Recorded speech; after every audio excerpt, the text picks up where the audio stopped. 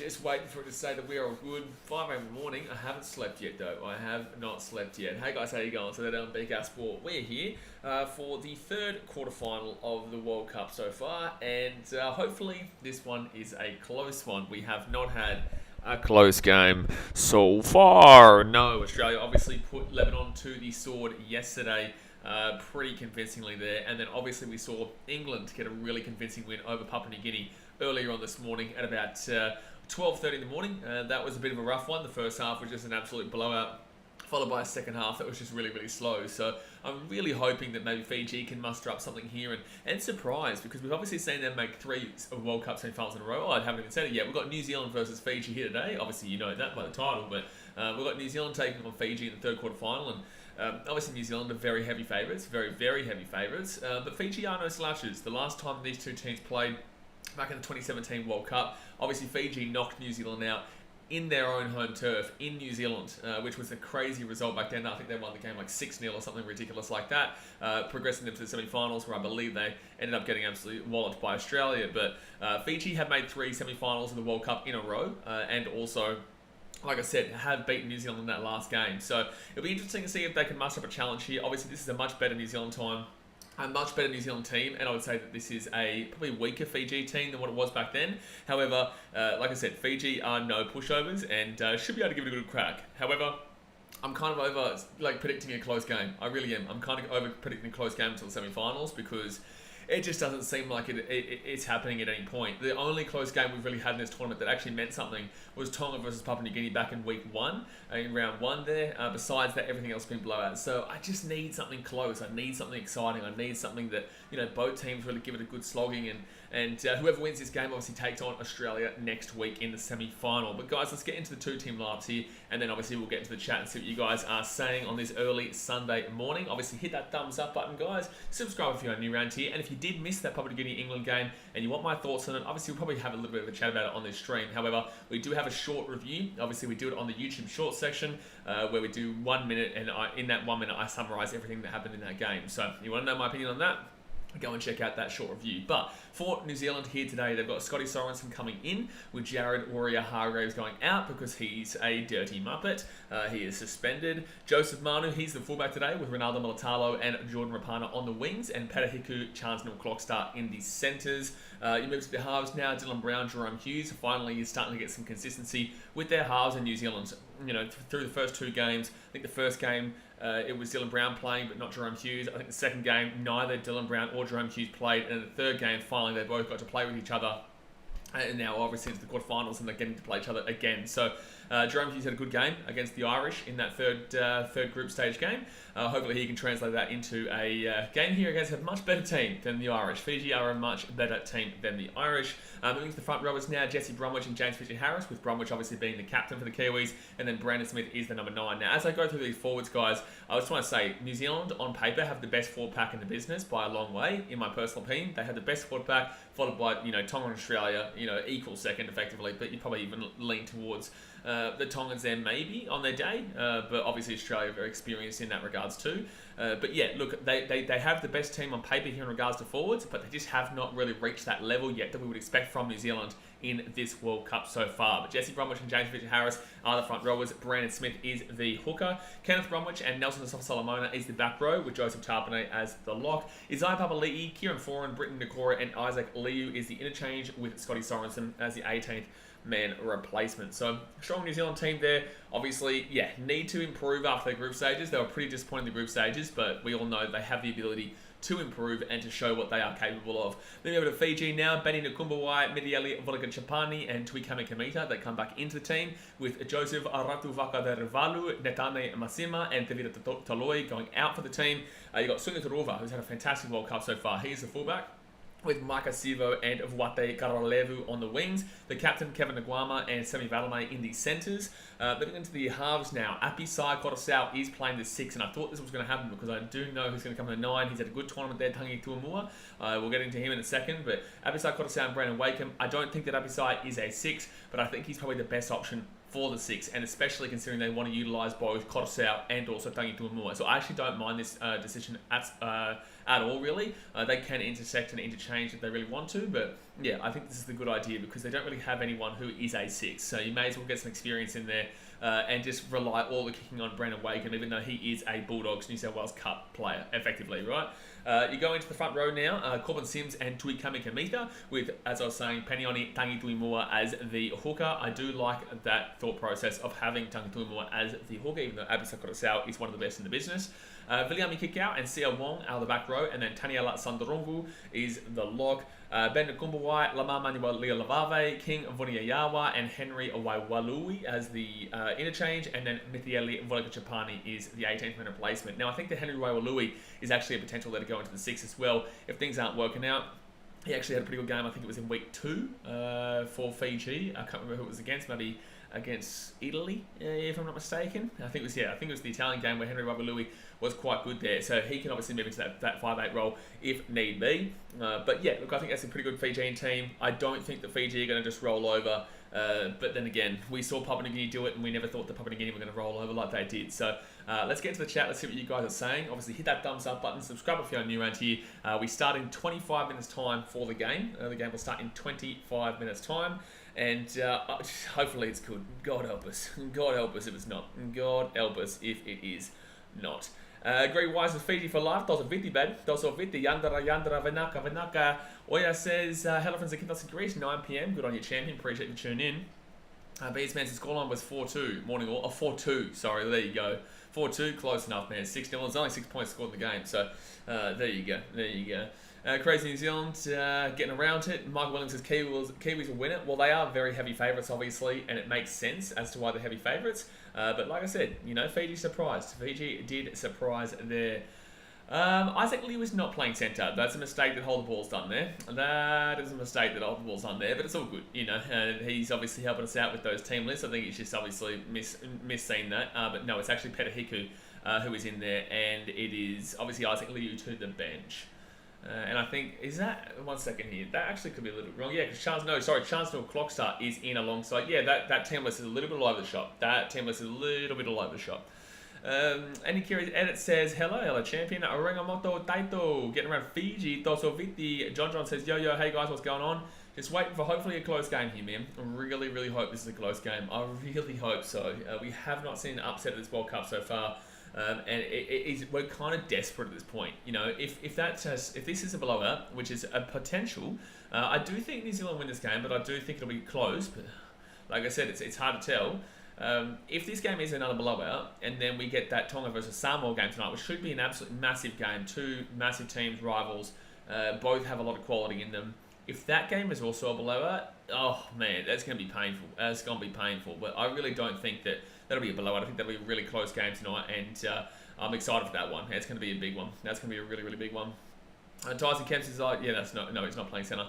Jasper says Ireland 16-6 over South Africa. Yeah, good stuff, man. I was expecting that. I thought Ireland, especially at the Aviva, would get the job done there. I thought they would, but obviously, yeah, if you didn't tune in yesterday, obviously Australia got a pretty good win over Lebanon, and well, to be fair, England and Australia both got very similar wins against very similar ranked, I guess, teams. We would have thought Papua New Guinea would have done better, but I think Papua New Guinea and Lebanon kind of played the exact same way. I think Lebanon actually probably played better than Papua New Guinea in that game.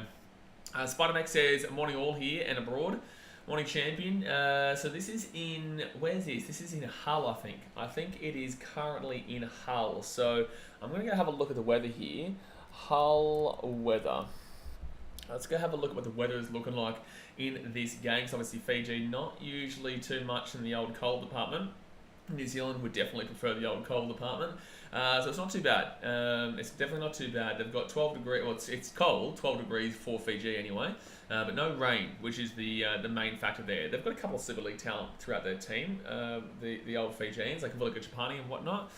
But yeah, overall, the conditions probably... Is it raining? It looks like it's raining, but it didn't say that there was rain on the forecast there. I think this is in Hull, isn't it? No, it's beautiful. Oh, no, that's T20. Don't worry about that.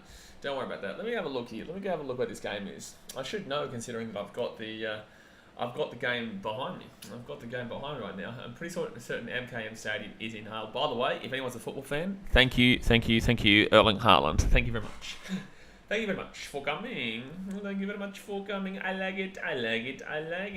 All right, quarterfinals. Let's go have a look-ski here.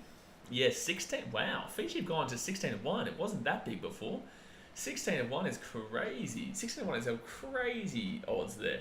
Crazy odds. Okay, so this is in Hull at the MKM Stadium. Okay, so look, obviously the weather apparently is a little bit cool. It's a little bit colder, but with that being said, at least it's not raining, which is great for some free-flowing footy, I guess. Just need to get past the cool weather, which definitely would benefit New Zealand. But at the same time, I don't think that's going to differentiate the game a great deal in this one, to be completely honest with you.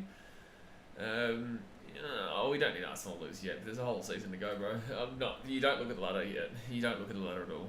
This is way too early to be looking at the ladder. It's really pointless. So, no, I couldn't care less about Arsenal if they win. I don't have any of them fancy. Obviously, I'd ideally like them to lose, but it's not a factor at all. It's not a factor at all. Like, being top of the table after 15 weeks means nothing. Spider-Max says, rain, Kiwi, firm, Fiji, Kiwi by 20 plus. 20 plus is potential. Like I said, there is definitely potential for it. I definitely think that Fiji are going to give it a good go. But yeah, you definitely say New Zealand are the favourites for a reason. 16-1 odds, though, is ridiculous. 16-1 odds, though, is absolutely ridiculous. Sutton Kelson says, Haaland's a robot. Old mate's always programmed to score. Yeah, should have actually scored twice, actually. But was called offside for one of his goals. But yeah, look, he should have scored a double. But it is what it is. He only played for 20 minutes, too. Like, he just can't stop scoring. He just can't stop scoring, and I don't think that's ever a red card for Cancelo, by the way. I don't think any world that should have been a red card for Cancelo. Obviously, it was just offside there, but overall, yeah, City deserved the win there. It's weird that they didn't play Mitrovic, though, for Fulham. It was really strange that they didn't play Alexander Mitrovic, but it must be just an injury that has been lingering around, because I didn't think that he was going to be missing today's game. I thought he was definitely going to be up for the game, but no, Mitrovic wasn't there, and yeah, super confusing. But Andres, at least Pereira, if someone in my fantasy team doesn't play, at least I get his 6 points, which I will take every day of the week. But yeah, I'm really looking forward to that Samoa Tonga game. I think everyone is. I think everyone's really looking forward to that Samoa Tonga game, and for good reason. Two proud cultural countries who have one of the bigger rivalries. One of the bigger rivalries in the sport, and I would say that realistically, in rugby league, this is international wise. Australia, New Zealand, like, it's there, but it's not. It is there, but I don't know about the complete and utter 100% care factor from everyone, because they know Australia is just usually the one who wins that, and then Australia versus England is just kind of a general sport vibe. It's not necessarily a specific kind of hatred vibe between the two. I think there's someone time they're brothers, and one of them will support the other. Whoever wins, the other team will more than likely support them into going into the next week in the semi-finals. But overall, I truly think this is probably the most passionate, I would say. I'd probably say the most passionate of all rivalries in rugby league, for sure. And that's because realistically, that's the only two sports that they're good at. Because when it comes to rugby union, they've both really fallen off in Tonga and Samoa. Both of them have fallen off massively. Yeah, nothing else. Football, definitely not.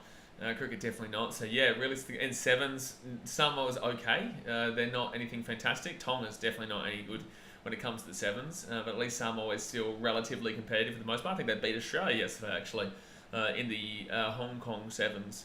But then again, Fiji always seem to win that Hong Kong sevens. It looks like it's raining here. It looks like it's raining, or is that just like smoke or something? I don't know. Also, this is a quarter-final game. Why is the crowd not good? I don't understand why the crowd is not good. It is still a quarter-final game. Look at that. Look how many empty seats there are. Look how many empty seats they are. That's why it makes it, I like to say Kiwi and Aussie final, but anything can happen. Oh my god. Spider-Man, brother. For the billionth time, Australia cannot play New Zealand in the final. It's not possible. It's not possible, bro. I can't believe how many times this has to be said. It's not possible, Spider-Man. Australia and New Zealand cannot possibly happen. They play each other next week. Whoever wins this game plays Australia. Guys, this has been determined since before the World Cup started. Australia and New Zealand, it is literally impossible for them to play in the World Cup final. It is not possible. Dassa says Samoa lost to Italy in rugby. Yeah, that's cool. And it's not surprising, but it's just the scoreline was surprising there. It'd be interesting to see how Rapana goes on today against Micah Sivo. I think Sivo will be taking on Rapana. I think definitely Sivo's got the advantage there. But then again, Rapana's not too bad of a defender. Cat Dark says Kiwis have never beaten Fiji. I highly doubt that. I highly doubt that. I'm going to Google this. I'm going to call bullshit on that one. But if you're right, then I'll say I'm sorry and well done for telling me that. But New Zealand Kiwis history, Fiji Buddy.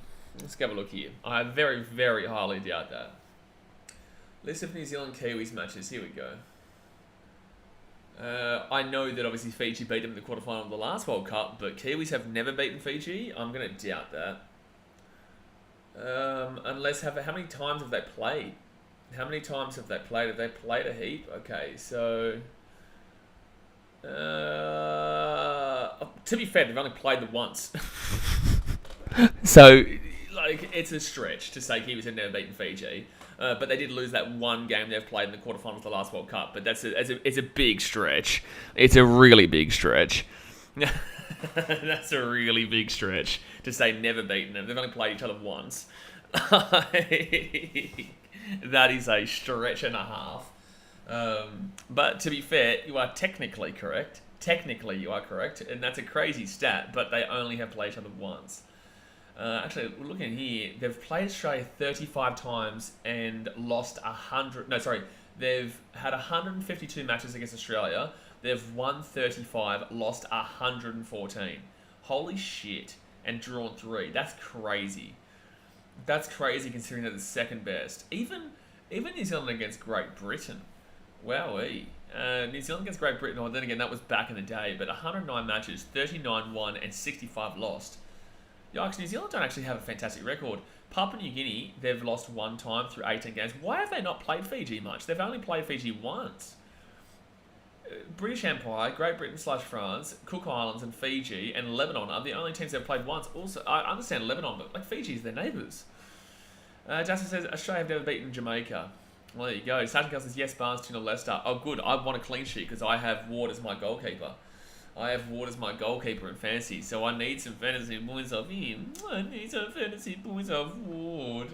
Yes, please. Yes, please. I'm desperate at this point. For some points because I had Nottingham Forest defender Nico Williams. I also had Webster from Brighton, which, yikes, was not good. Foden, obviously. Haaland at least got some points, but then again, everyone had him captained. I don't have him captained. No, I have Callum Wilson captain. But I have Ward in goal, so at least that might give me something good in regards to the defensive factor. Leicester have actually been really good defensively in the last 5 weeks, which they were terrible for the first, 10.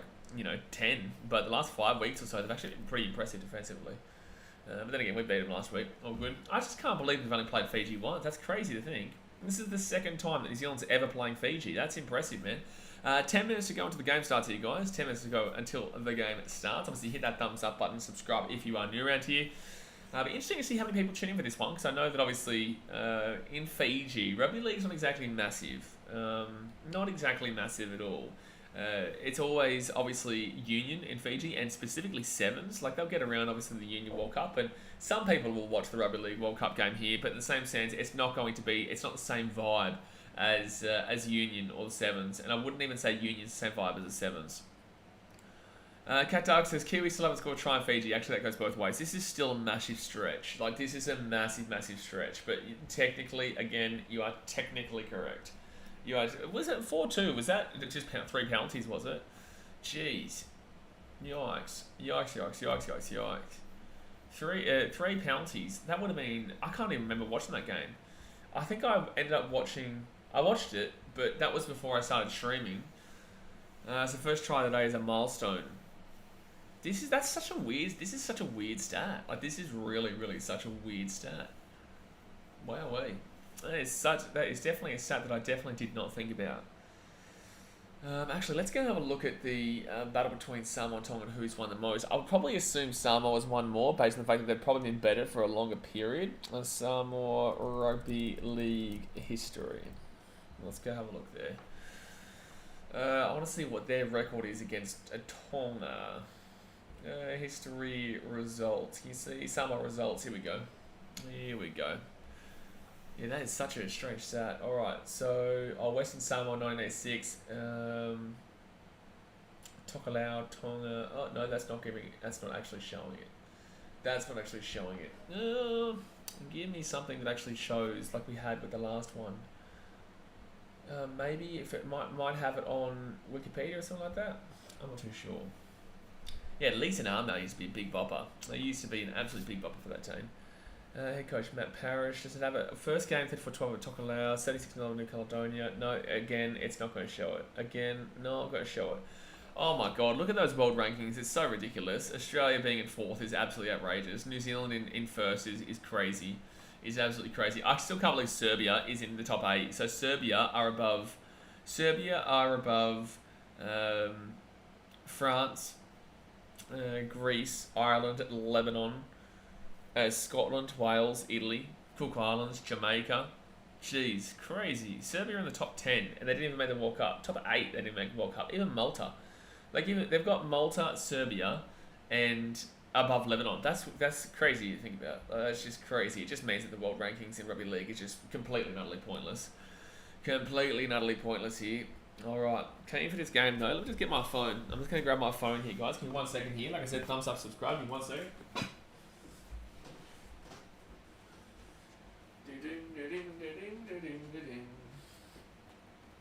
Oh, jeez. Dear me, my neck is in like literal pain. I can't wait to have a sleep after this. I cannot wait to have a sleep after this. Alright, we're back. We're back. Let's move this like this. Go like this. Bang. Done. Alright, they're coming out onto the field right now. Be good to see the haka going up against the Nong Masu. It's obviously not the same, but in the same sense, it'll be good to see. Good to see the battle there. Move that like that. Bang. Bingo. There we go.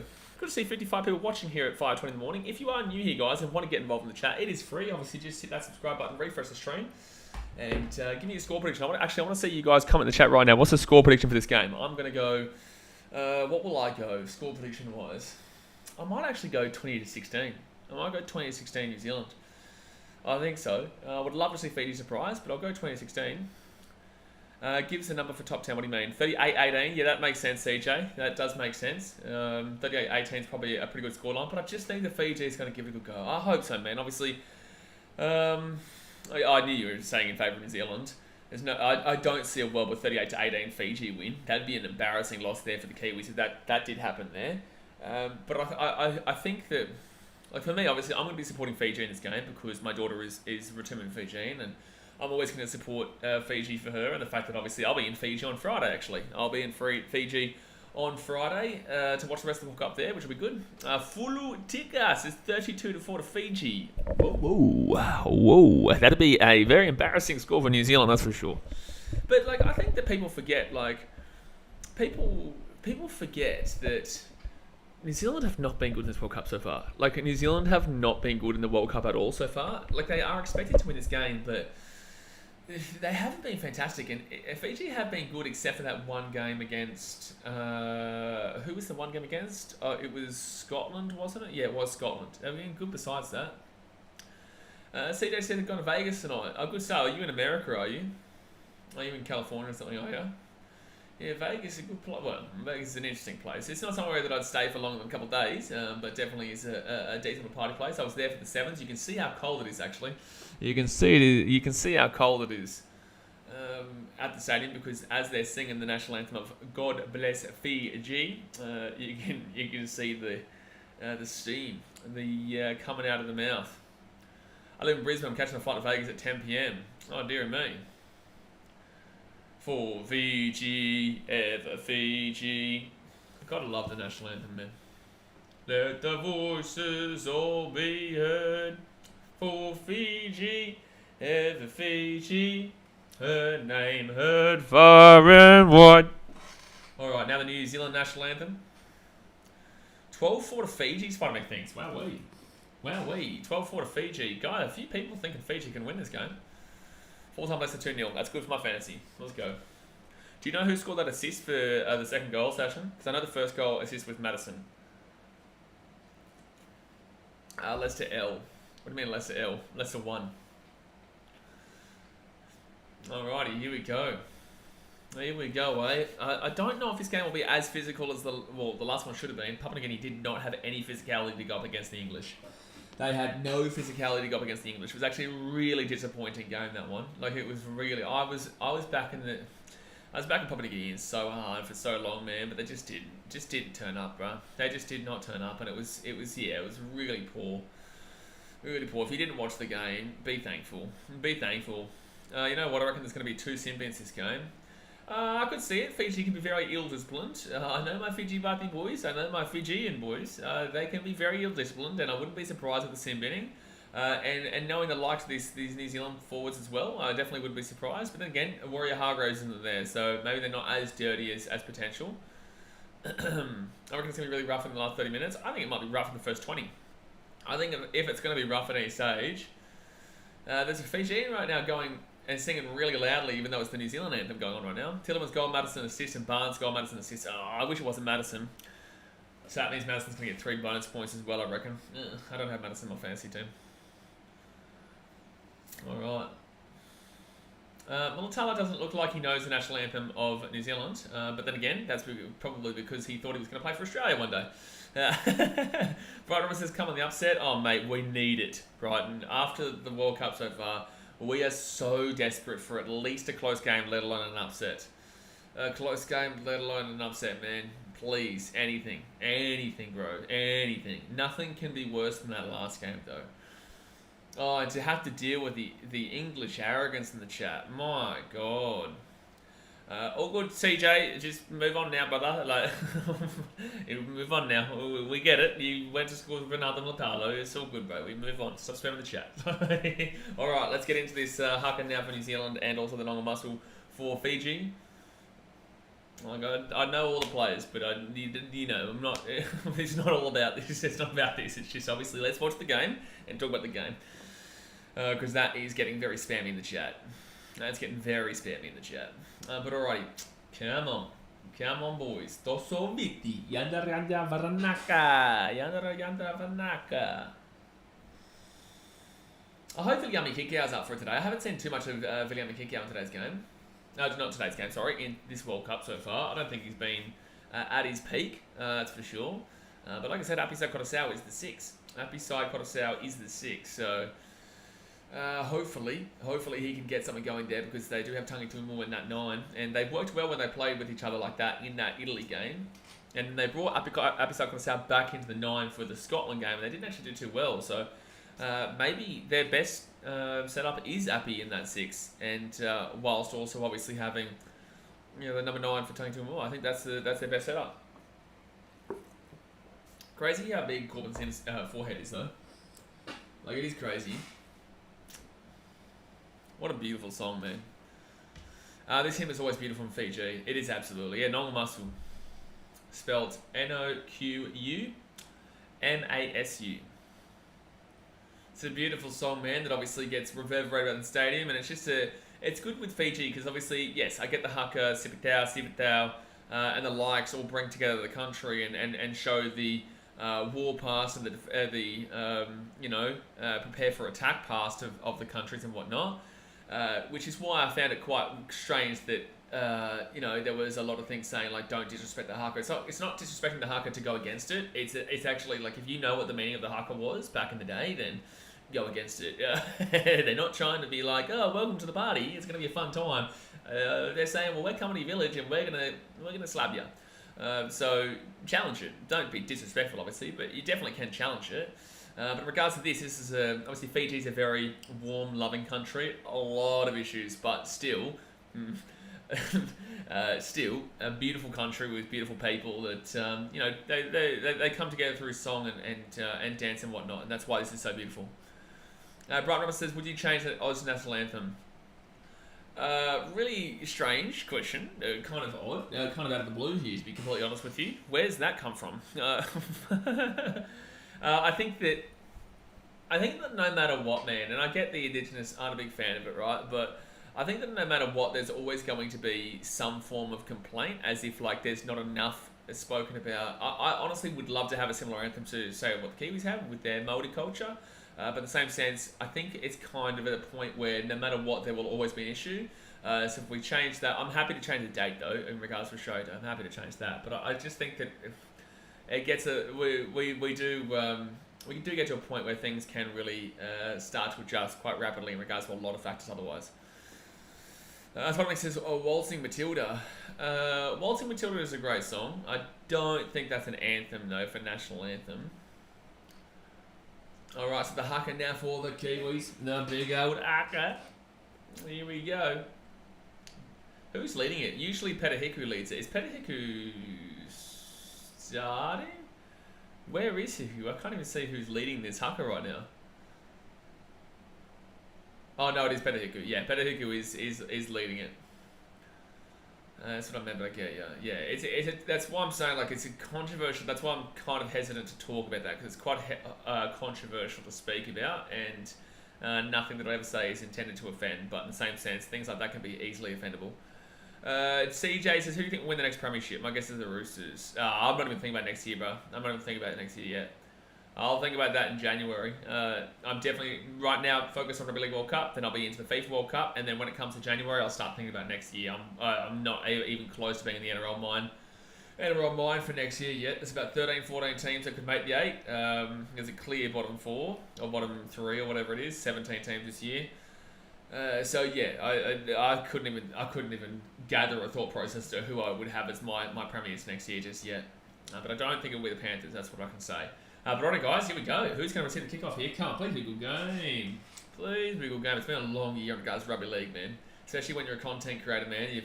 You stream all the games and you travel to all the games and your team doesn't do too well and you're basically the face of a team that isn't doing well and it's tough. It is definitely tough. So I'm looking forward to kind of getting to Fiji, having a refresh. Obviously, watch the FIFA World Cup, enjoying that one. Then having a refresh until next year. So yeah, I want to move 2022 out of the thought process based off what our year was like this year on the Gold Coast. But alright, let's get it done. So Wais Katafarata is the coach. Hopefully he's got him ready for this one. Hopefully he's got him ready. Veniana Arambu is Fiji all the way. Get around it. Spider-Man says don't look far ahead. What do you mean don't look far ahead? As in like don't think about the game, the NRL yet. That's what I'm doing. That's what I'm doing. But yeah, Veniana, what do you reckon the score is going to be, Veniana? What do you think the score will be? I think Kiwis are kicking off. Yeah, we'll be Kiwis kicking off here to Fiji. Rapana will be the one to kick it off. We need to see a good start from Fiji. Oh no, it's Jared Sutton as the referee. Oh, God help us. God help us, lads. God help us. My God, Jared Sutton referee. Oh no. Oh no. Oh no, oh no. Oh, they've gone to the wrong ends, apparently. Sutton the Sook. Jared Sutton. You've ruined my morning already. You've ruined my morning already knowing that Jared Sutton, even though it's kind of night for me, but you've ruined my day already knowing that Jared Sutton is the referee in this one. Never forgive him after 2016. Never forgive him after 2016. Don't start me, son. Don't you start me. Yeah, they did go to the wrong sides. They swapped sides now, but it still is the Kiwis kicking off to Fijians. Need to see physicality, man. Anyone but Sutton flog. He's a flog. Really is a flog. Fiji Bati 24 to New Zealand 18. Oh, I'll be a good game. Please, please. Up North Ping Island says, who do you get behind in an Aussie-Fiji game? I'll still get behind Australia, but I'll always... It's a win-win for me. But I'll always still get behind Australia, first of all. Alright, so it's going to be Fiji with the ball. Tui Kamikamica will get the ball out to the 20. That's a good run there to start them off, though. That's a really good run to get out past the 20. And they'll get the ball. Tui Mua will get to the ball to the 25. Sasha, what about Klein? Oh, I think Jared Sutton's worse, but Ashley Klein is also pretty useless. But Jared Sutton, like I said, I'll never forgive him. And you know exactly what I'm referring to in 2016, Brighton. I know you do. I know you know, son. I know you know. Don't you, buddy? Don't you muck around with me. You know exactly what game I'm referring to. You muppet. Fit tackle now, 45 metres out here from the New Zealand line. Pretty good set there to start with. Nice win by Ireland against the Box 1916. I did tip Ireland to beat the Box there. But it's New Zealand who get this ball to the 23. Oh, I'll let Brighton Robinson explain it to you, CJ. He's lucky man in that second half, huh? Don't you start. Big Papa says anyway, let's go Butty, exactly right. All right, so 40 metres out here from the line. And Brighton is a Broncos fan, CJ. He is a Brisbane Broncos fan. So second tackle now at the 45. Third tackle, sorry. Good defence to start Fiji, but that was a good run there by Nelson Solomona. Oh, it's rude, all right, Brighton. Oh, he's rude. You live in Brisbane, but you go for the Storm, CJ? Sorry? So fifth tackle now. So many Storm fans. Give it a couple of years. I reckon they'll disappear just like Parramatta. Petunia Toruva, good catch there inside the 10. Good work. Good catch. In 2016, Jared Sutton, penalty Fiji. Dosoviti, come on. Dosoviti. Should I get my Fijian singlet on? It does not get mentioned on this channel, Brighton. Exactly right, son. There is a vlog on the channel, though. There is a vlog on the channel from that game at Suncorp Stadium. Yeah, I was actually on TV that game too. That was one of my first times I think I ever got on TV. Oh, no, well, no, but, well, one of the first times whilst I had the channel. But that was the very, very beginning of this channel, actually. Alright, so it's going to be Fiji with the ball here at the 40. Lamali Lavave. Oh, no, sorry, that's Sia Wong with the ball. Gives it up to Tangi Tuimua. Left-hand side now. Here we go. Come on, Fiji. Come on, Fiji. Sandrungu will get slapped there at the 35 by Asafa Solomona, Brandon Smith, and Joe Tarpane. Arguably should be at 6 again there. And Fiji with a good run gets it to the 25. They've already shown more heart in this game than Papua New Guinea did in the 80 minutes that they played. Already.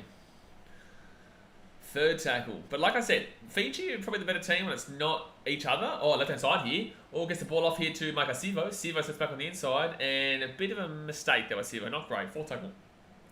When Fiji take on Papua New Guinea always seem to have the upper hand. But when Fiji play anybody else, I'd say Fiji's probably the better team. So fifth tackle now. What happened to PG? Oh, Brighton. We don't talk about that on this channel. Oh, no. Oh, no. It was bad.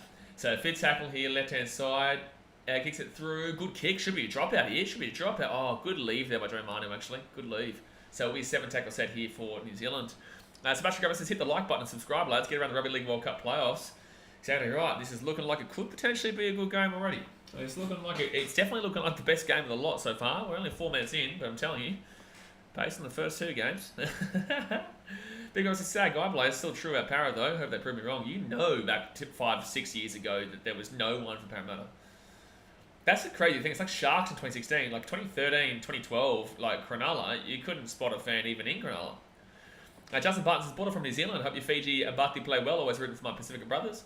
Yeah, I just want a good game, man. Like, even if Fiji don't win, like, I just want a good game. Because I know that Australia will beat Fiji next week. But Australia versus New Zealand will be a good game. I still think Australia win. But overall, I do think the better game next week would be Australia-New Zealand. And obviously, ideally, I just want to watch the good games. But yeah, if Fiji can cause an upset, that'll be the biggest upset of the tournament. The only upset of the tournament. Besides Italy, Scotland. But that's not really anything to care for. And overall, yeah, it'd be a fantastic thing for the game. Knock on there, Joe Manu. No, not Joe Manu. That will be knock on Dylan Brown. Neymar Ulalu getting around Villame kick out. Prime Nathan Cleary or Prime Jonathan Thurston. Cleary's not even had his prime yet. Prime Thurston. Nathan Cleary's not even close to his prime yet. He's still got plenty of years to go, mate. Settle down. You're comparing Nathan Cleary to Thurston already, brother. The guy's like 24. Give him a couple of years. Oh, that's an obstruction. Yeah, he gets taken down there 15 metres out. Not a great tackle there. Neymar Ulalu says Australia 50, France 0. I like it. That's a good prediction, that one. And penalty Fiji. Come on, Fiji. Doesn't with you. Come on. Cleary and Thurston will be dangerous. Yeah, wow, that would be actually. They do actually really benefit each other, I'd say, as well. Obviously, Cleary does run the ball a lot as well, but I tell you what, Thurston and Cleary could be a really prime combination there, actually, yeah. Them and goals are shocking injuries waiting to happen. What's going on? I'd take old Thurston. Alright, so Fiji here with the ball. That's a great kick. So Fiji are going to be 20 metres out here from the line. Look at this. Kevin Aguama with the ball here. Kevin Aguama, let's go, baby. Off to the left-hand side now, and it's going to be Brandon Waken gives it off to, I think, Sia Wong. That's coming to meet. They've got offload. High tackle, potentially. No, second tackle here. Looking like a good game, folks. 15 metres out, left-hand side. Oh, for shit hell's sake, knock on. Oh, and Jerome Hughes kicks the ball through. I don't think it'll be... yeah, I think it's just going to be come back here for the knock on at the 10. But that's unfortunate, man. Fiji was setting up a nice little attack and knocked the ball on. You can't be doing that against good teams like New Zealand. You can't be doing that against good teams like New Zealand, man. No, sir. No, sirree. Api Sai-Korosau playing in the 6. And this is why he plays 9. You know, he's usually the distributor. He's not the first receiver. But as a 6, he's now the first receiver rather than a distributor. And that's why he's probably not the best for this position. But however, like I said, the team setup needs someone in that 6. Maybe they do bring on Henry Wailui. But I just don't think you want to get rid of Tangi Tuamua. I think he's had a really good World Cup, and he might even potentially look to be getting maybe I don't know how old Tangi Tuamua is, but maybe you could look to having him as a contract for a New South Wales Cup or Queensland Cup team and give an opportunity, or even playing for the Kaiviti Silktails, who is a New South Wales Cup team from Fiji. I don't know if you guys know this, but a lot of people don't actually aren't aware that Fiji have a team in the New South Wales Cup now. They're called the Kaiviti Silktails. Like Papua New Guinea with the Hunters in the Queensland Cup, Kaiviti Silktails are in the New South Wales Cup. Oh, jeez, Colin Sims wanted to come in and be rough there. Oh, boy. That was it. Luckily, he slipped over, otherwise that was going to be wild. Third tackle now here for New Zealand at the halfway point. Look at this. He came in like a steam train on Fisher Harris. Wow, lucky he just kind of misjudged it just slightly. All right. So then we go right-hand side now, New Zealand. Jerome Hughes kicks it through. Oh, the deflection is unfortunate, and it will go to Micah Sivo just. Oh, Sivo is so close to going to the sideline. But Fiji with the ball 30 minutes out. This game already is probably the best game of the World Cup so far, and we've only had 8 minutes. It tells you a lot, though. It tells you a lot. Second tackle here for Fiji. Jerome Hughes, nice little kick there, actually. It's just that, unfortunately, Petahiku couldn't grab it in. Just a little bit too far. A little bit too heavy. Sims was ready to take someone's head off. It's pretty clear who he went in on. He deliberately lined up James Fisher-Harris there. It's very clear that he wanted to really set a tone in regards to the forwards battle. Obviously, front row forward on front row forward there. So tackle so far. Well, that's a 40-20 attempt here. That's a 40-20 attempt here. Oh, good play there by Ronaldo Molitano to get back, though, and gives it off to Joey Manu, who'll bring it back to the 20, 15. Tunga Tuamua is 23, so that's a young age. That's pretty good, actually. Yeah, that's actually not too bad, Tunga Tuamua at 23. That's a little sneaky. I think a lot of NRL clubs might look at this World Cup performance. He needs to have a good game today, obviously, but I think they might look at this World Cup performance and realise that he's actually technically pushed Api out of his number 1 spot in the hooker. So I think it's definitely something to look at for teams that need a hooker, like Manly, obviously, who could look at Edwin Pape, though. Or New Zealand, good running here, good meterage. Jerome Hughes taking down 45 metres out from Fiji's line. Hello, Darnell. Left-hand side now for New Zealand at the 40. Oh, good run there by Brandon Smith. Fit tackle here. Good work by Korosau to grab last second, 30 metres out. Alright, left-hand side here, New Zealand looking for something. Jerome Hughes, little bubble, terrible kick. And Fiji grabbed the ball in a beautiful area. Brandon Wakeham, nice grab. Was he playing fullback? Why is he in that position? Sebastian says, what would you say? Oh, one second, I'll finish off the other one. So, who are the teams looking for a hooker? I'd say, I wouldn't say Canberra's completely out of the question. Obviously, Manly. You would make an argument for the Knights. I don't really believe in Jaden Brayley. Warriors, Wade Egan's a bit, how you going? Tunga Tuamua might not be a bad shout there. No Cowboys, Broncos, yes. But then again, they've got a billion hookers that none of them are good. 6 again here for Fiji. Oh, they're playing alright. Here, the Fijians. Still goes a Ruva with a nice little run there to the 35, first tackle.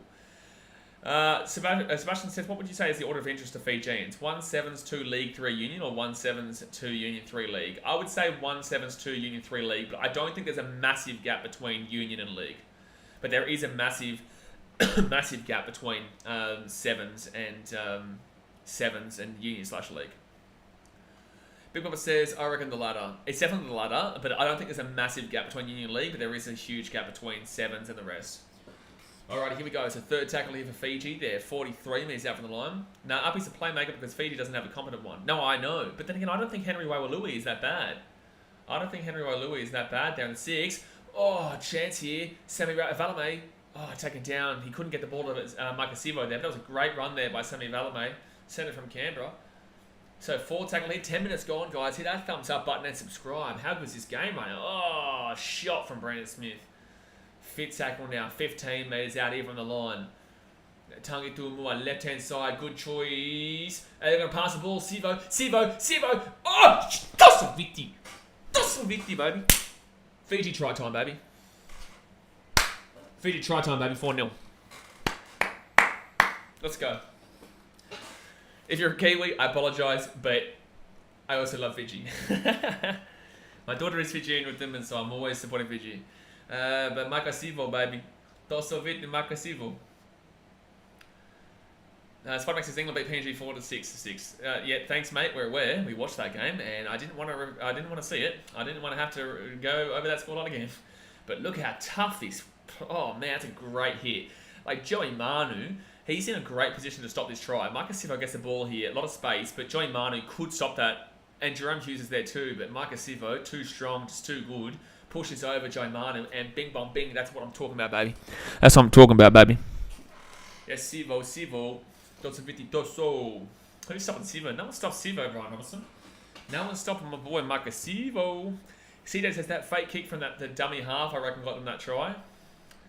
I thought that was a fantastic play, and it was good to see that Tangi Tuamua went left-hand side rather than right-hand side, because the left-hand side was the short side in that situation on fit tackle. Instead of going right, where he had an open play, he decides to go left, where he has obviously his best players set up, and obviously their best winger in Makasivo. Other side, I think, is Vulika Chapani, who is a Super League winger.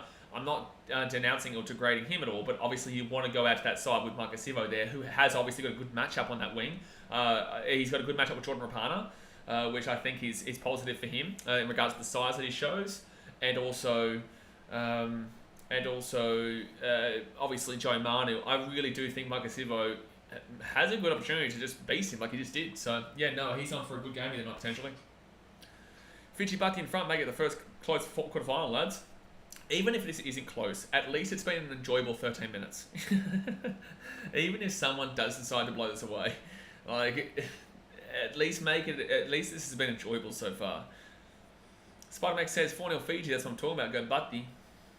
Doson Bhatti. And the great passing, of course. Yeah, it was great passing. And Semi Valame is looking like he's having a good game too. I think Semi Valame has been actually one of the better players for Fiji so far on that left centre. He's definitely been one of the better players for the Fiji Bhatti. So Brandon Wakeham here will get the kick, baby. Slap it. Oh, Brandon Wakeham, 13 in a row too. 13 in a row for Brandon Wakeham. Off the wing, it is 6-0 to the Fiji Bhatti. Let's go. JCF, that was a beaut try. Yeah, it was. Really strong try by Makasivo, JCF. Really, really strong. It was not an easy try by any means, but he does absolutely punch through. And the Fijians lead. And they have been a better team the first 13 minutes of the game. And this is what I was saying. New Zealand they haven't been great in this tournament. They need to wake up, man. They need to wake up. They've been ill-disciplined today too, New Zealand. They've been ill-disciplined as well so far today. Like 2 or 3 penalties. Lucky that's not a 6 again or a penalty there against Dylan Brown for holding down too long. So Fiji now second tackle, get this ball out to the 18 metres or so. Every single set so far has been a positive one for Fiji. They haven't lost metres. Total metres gained so far. New Zealand 232, 216 for Fiji. 9 average metres gained to 6 in regards to New Zealand. But yeah, good work so far. Look at this from Kamikamitha. 4 tackle now, gets the ball up to the 35. He's still moving those legs though. 40 metres out. Here we go, lads. Here we go. Tangi Tuamua goes left-hand side to BKRmy kick out. He's going to run this ball like a train. But these guys know how BKRmy kick out plays. Obviously, big player in the Panthers. And they know how to lock him down. It's going to be tough, but they also have a really good idea of how to lock him down. It's a good kick, actually. This is a really nice kick. This is a really nice kick here by Brandon Wakeham. It's just going to slow it down a little bit here and put New Zealand back inside around their 20. And give Fiji a bit of time to kick back a little bit and just kind of, suck in some nice air rather than having to go straight away on the defence. I think this is pretty positive here for Fiji. So New Zealand now gets ball to the 25. 15 minutes gone.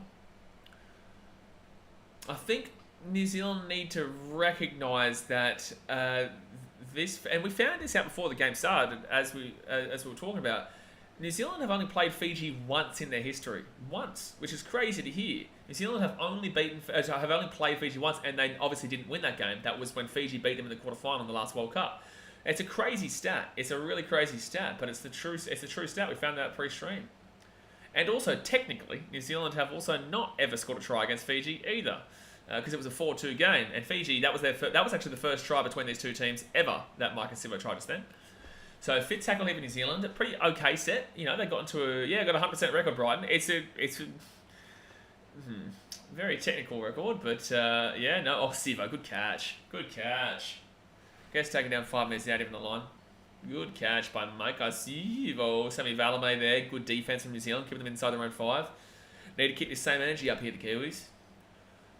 Right hand side, up inside Kotosau, now playing a bit of the hoo-ha role, giving Tangatu a little bit of rest. It's good to see, actually, they might be just switching up roles a little bit and giving Uppy the early work, like if you're an NFL fan, the early down work compared to the late down work. Oh, they're away here. Fiji. Oh, they're away. Oh, so he offloads the ball back on the inside. Oh, my God. No, that was not the play. Oh, Brandon Smith has been crunched. So New Zealand here 5 minutes out. I can't believe. That was actually... Who is that? I can't even see who that was. He just got crunched, but he got slapped. So New Zealand 6 again here. 10 minutes out from the line. Jeez, that was a poor play. You don't run out to the sideline in that situation. Good offload there by Nelson Solomona. And it's going to be a penalty here to Fiji. Holy shit. That's a disaster for New Zealand. That is a disaster for New Zealand.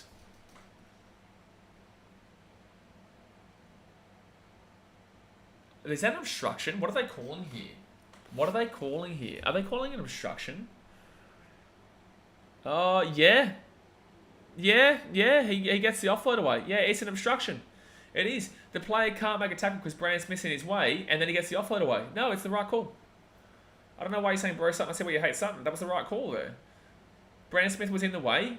Sofa Solomona can't get the offload away there, and then he got the offload away, and then they had the space on the left-hand side. That was a clear obstruction. So first tackle here for Fiji, and they're going to get this ball to the 40, Corbin Sims now. I tell you what, New Zealand have been really ill-disciplined so far in this game. Really ill-disciplined. So Corbin Sims now at the 40. Corbin Sims at the 40. They go Tangi Tuimua, gets the ball to the 30 now. Third tackle. Here come Fiji again. I think New Zealand probably score on the right-hand side there. If it wasn't got obstruction, I think they probably would have scored there. Good run there by Fiji. Gets the ball to the 15, fourth tackle. Cito says this is honestly such a dominant first 20 minutes by Fiji. Yeah, absolutely. Absolutely. Yeah, Fiji have definitely been the clear better team. Oh, Simi! Kevin Nangama, baby. 10-0 here with the kick to come, Fiji. Let's go, baby. Chi-hoo. It's about to be 12-0, son. Let's go. Kevin Nangama, 10-0 Fiji. Let's get it. Come on, Fiji. Come on, man. That's a great try. Look at this. Beautiful. Send it to Rova to Kevin Nangama. Oh, my God. Don't get too ahead of yourself, Fiji. But wow-wee. How good is this? Oh, how good is this? Now, this is what we wanted to see in this World Cup. Teams, there was 16-1 underdogs. I told you, 16-1 was crazy. Even if they lose this game, 16-1 was wild. Win or lose, Fiji got first point. First 2 tries here, Fiji. Micah Sivo and Kevin Nangama. Oh, here we go. Dosso Viti, Dosso. 16-1, 16-1, Brighton they were. New Zealand were $1.02 favourites. Fiji was 16-1. Ridiculous. So 20 minutes in here, guys. 20 minutes in. Obviously, hit that thumbs up button and subscribe if you're new around here. But this is absolutely crazy. What a start here for the Fiji Bati. See, that says I'm still sticking with my 38-18 prediction. You can do that all you like, man. But Fiji about to go up 12-0. Live bet's probably even. I'd still say that maybe New Zealand are still favourites, but in the same sense, like, it's definitely not 16-1 odds anymore. That's for sure. All right, so Brandon Wakem, but how good was that from Sunda Taruva? That pass from Taruva inside to Kevin Nangama was just incredible. Spider-Max says, do you smell what a Fijian is cooking? Kiwi, bro. Kiwi with tea, mate. Get around it. Up at a butty, baby. Up at a butty. So Brandon Wakem, and he will go, bang, 12-0 to Fiji. This is a crazy potential upset that's about to happen here. Sebastian Gummer says, it only took 20 days out of this tournament for a gripping game, but I'll take it. Has this tournament only been 20 days? It feels a lot longer than 20 days, Sebastian, that's for sure. That's for sure. But exactly right. This is a gripping game. But if you are Fiji, do not get too ahead of yourself. Obviously, it's exciting times right now, but don't get too ahead of yourself. There's a long way to go in this game. If Fiji score next, though, and make it 18-0, holy shit. Jacob Aratueri says, Toto Viti Doso, Iyo, Vinaka Vinaka. Alright, so New Zealand will kick this ball off here. And they'll go deep. They're not going to be going anytime short, anytime soon. And good take there, left-hand side. And it's going to be BKRmy who gets this ball to the 15. Brian Roberts says the confidence they would have now. Oh, bro. That's what I'm saying. Fiji are a very good team. People underestimate them. Makapakas, that's technically a 4-score lead, though, since we can't get conversions. We have to score 4 tries to take the lead. You're not wrong. You're not wrong. So, yeah, you could tell from that very first set. You really could. You could tell from that very first set that Fiji were on here. You could tell from that very first set that Fiji were on for a game in this one. Corbin Sims here. He'll get this ball to the 30. 4 tackle here. Or is that the 40? It is the 40, actually. Right inside. And they're just going through the forwards. Oh, that's a huge hit there from Brandon Smith. Brandon Smith's putting on some big hits today. I really don't think he's a 9. I think he's a lock, but in the same sense, they've got a good lock at the moment. And New Zealand will grab that ball. Joey Manu inside their own 10. New Zealand, they've had one real solid attack, and they got called for an obstruction. You know, New Zealand haven't really done anything so far. They really need to wake up, man. Penalty to New Zealand. They're lucky, bro. That's a bad penalty to give away there from Fiji. You can't be giving away that one. You can't be giving away that penalty there, man. That is a really, really poor penalty to give away. You need to just keep them down inside their own half, man. Oh, that's ridiculous. I did say 12-4 Fiji. I think this game's going to be a little bit higher scoring than that, Spider-Mate. And I also think it's a little bit too early for the I told you so. There's a long way to go in this game still, man. Long way to go. So, 22 minutes gone here, and it's going to be New Zealand here with the ball at the halfway point. Brandon Smith goes to Joe Tarpanay. Tarpanay needs to do something. That's the first time I've actually seen him really touch the ball here. He gets the offload away, though, and that's what I call doing something. That's really positive. Brandon Smith gets it off the huge lockdown pretty quickly, though. That was nice there from Brandon Wakeham to read the play. Brandon Smith, left-hand side. They're on the back foot here, though, Fiji. Jason Sutton doing the Aussies a favour, eh? What, you think that this has been badly refereed against New Zealand? Come on, bro. You've been completely ill-disciplined in this game. You can't be complaining about refereeing calls when you're playing Fiji, for one. And secondly, what's the calls that have been incorrect? Like, what is the calls that have been incorrect? Also, secondly, you've won 35 games out of 150 against Australia. I don't think you think that... no Australians are out here thinking that New Zealand are an easy beat, but we're definitely confident against you. Just like confident against Fiji as well, both teams. Your team is not playing well in this game, and your team hasn't played well in this tournament so far. I understand you're going to come out and try and blame the referees because obviously you're embarrassed that New Zealand are losing right now, but mate, it's only 23 minutes in.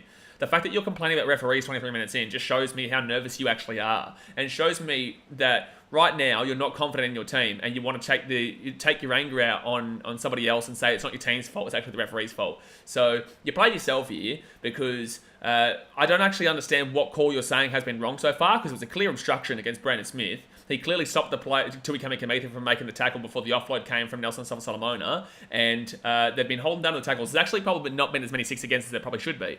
So riddle me that, JA. Riddle me that. Give me an answer. I want you to give me an answer, because I'm not just some guy who doesn't know what he's talking about. I'd love to know which calls that have been incorrect that are showing that New Zealand are being robbed in this game.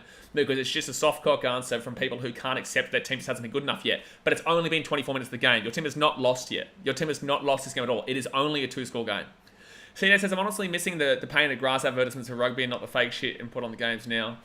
Lauren Inga Towers, let's go Fiji Chihu. Person G says, bro, mad. If you're talking about me, I'm not mad at all. Just putting someone in their place that needs to be put in their place. So third tackle now at the 45. It's going to be Brandon Smith the ball. Right-hand side gives off to Jerome Hughes. And unless you're talking about JA, then yeah, bro mad.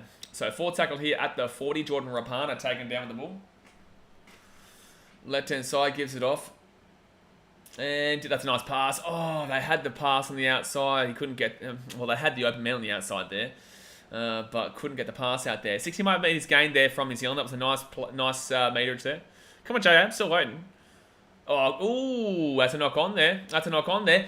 Oh, New Zealand with a chance. Oh, it's a knock on from New Zealand, but it will come back for the Fiji knock on first, absolutely. No, not you, JR. Yeah, no, I understand, Person G. I understand. I'm still waiting for his intellectual response. I love when we get people who cry about referees and they have no intellectual response whatsoever. It's very easy to blame referees. I actually think that probably should have been a penalty in New Zealand, but it definitely is a knock-on against Fiji. So what makes it, I wish both teams all the best team win. I just want a close game. Even if New Zealand win, I just want a close game. That's why it's so funny seeing people like that cry. You're just like, bro, you're 25 minutes into the quarterfinal and you're already trying to make excuses. It's wild. CJ says, JA left a second, you spit fag. So he's just waiting. He's going to come back and be like, oh, New Zealand win, you know, there you go. It's like, well, we all probably know New Zealand's still going to win, but it's early days. Left-hand side, and it will be a try time here for New Zealand down the left-hand side.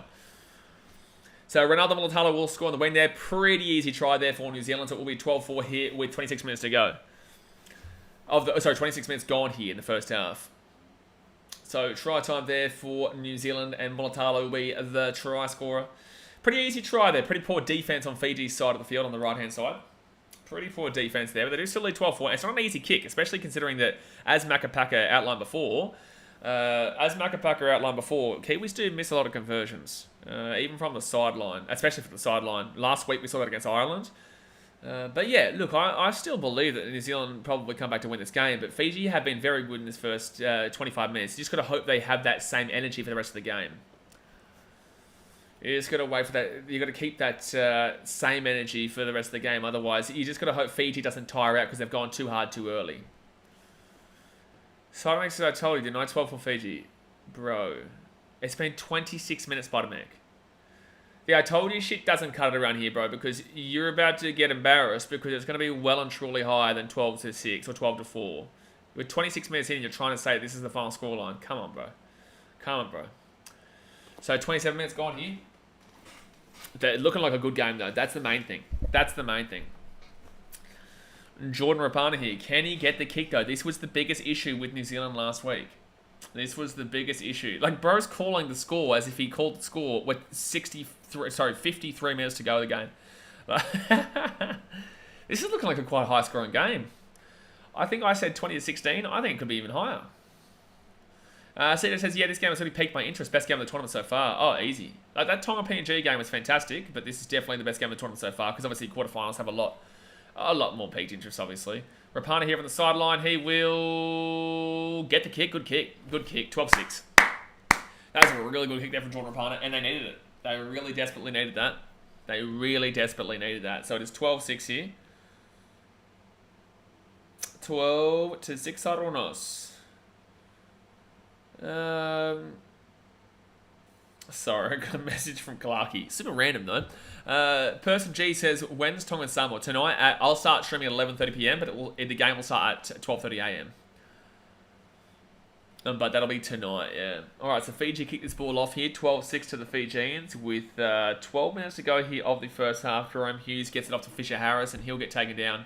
About 10 minutes out. Good defensive from Fiji, though, to bring him back within the 10.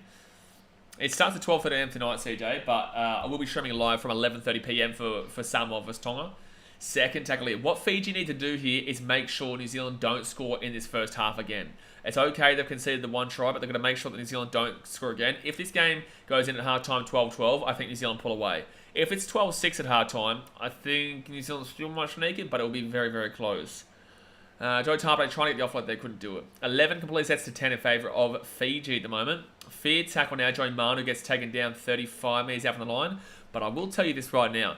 New Zealand going against Australia, I tell you what, man. They need to really fix themselves going into next week. They need to really fix themselves going next week. Nice little run here by Micah Sivo. Gets out from the 5 to the roughly about the 8 or so.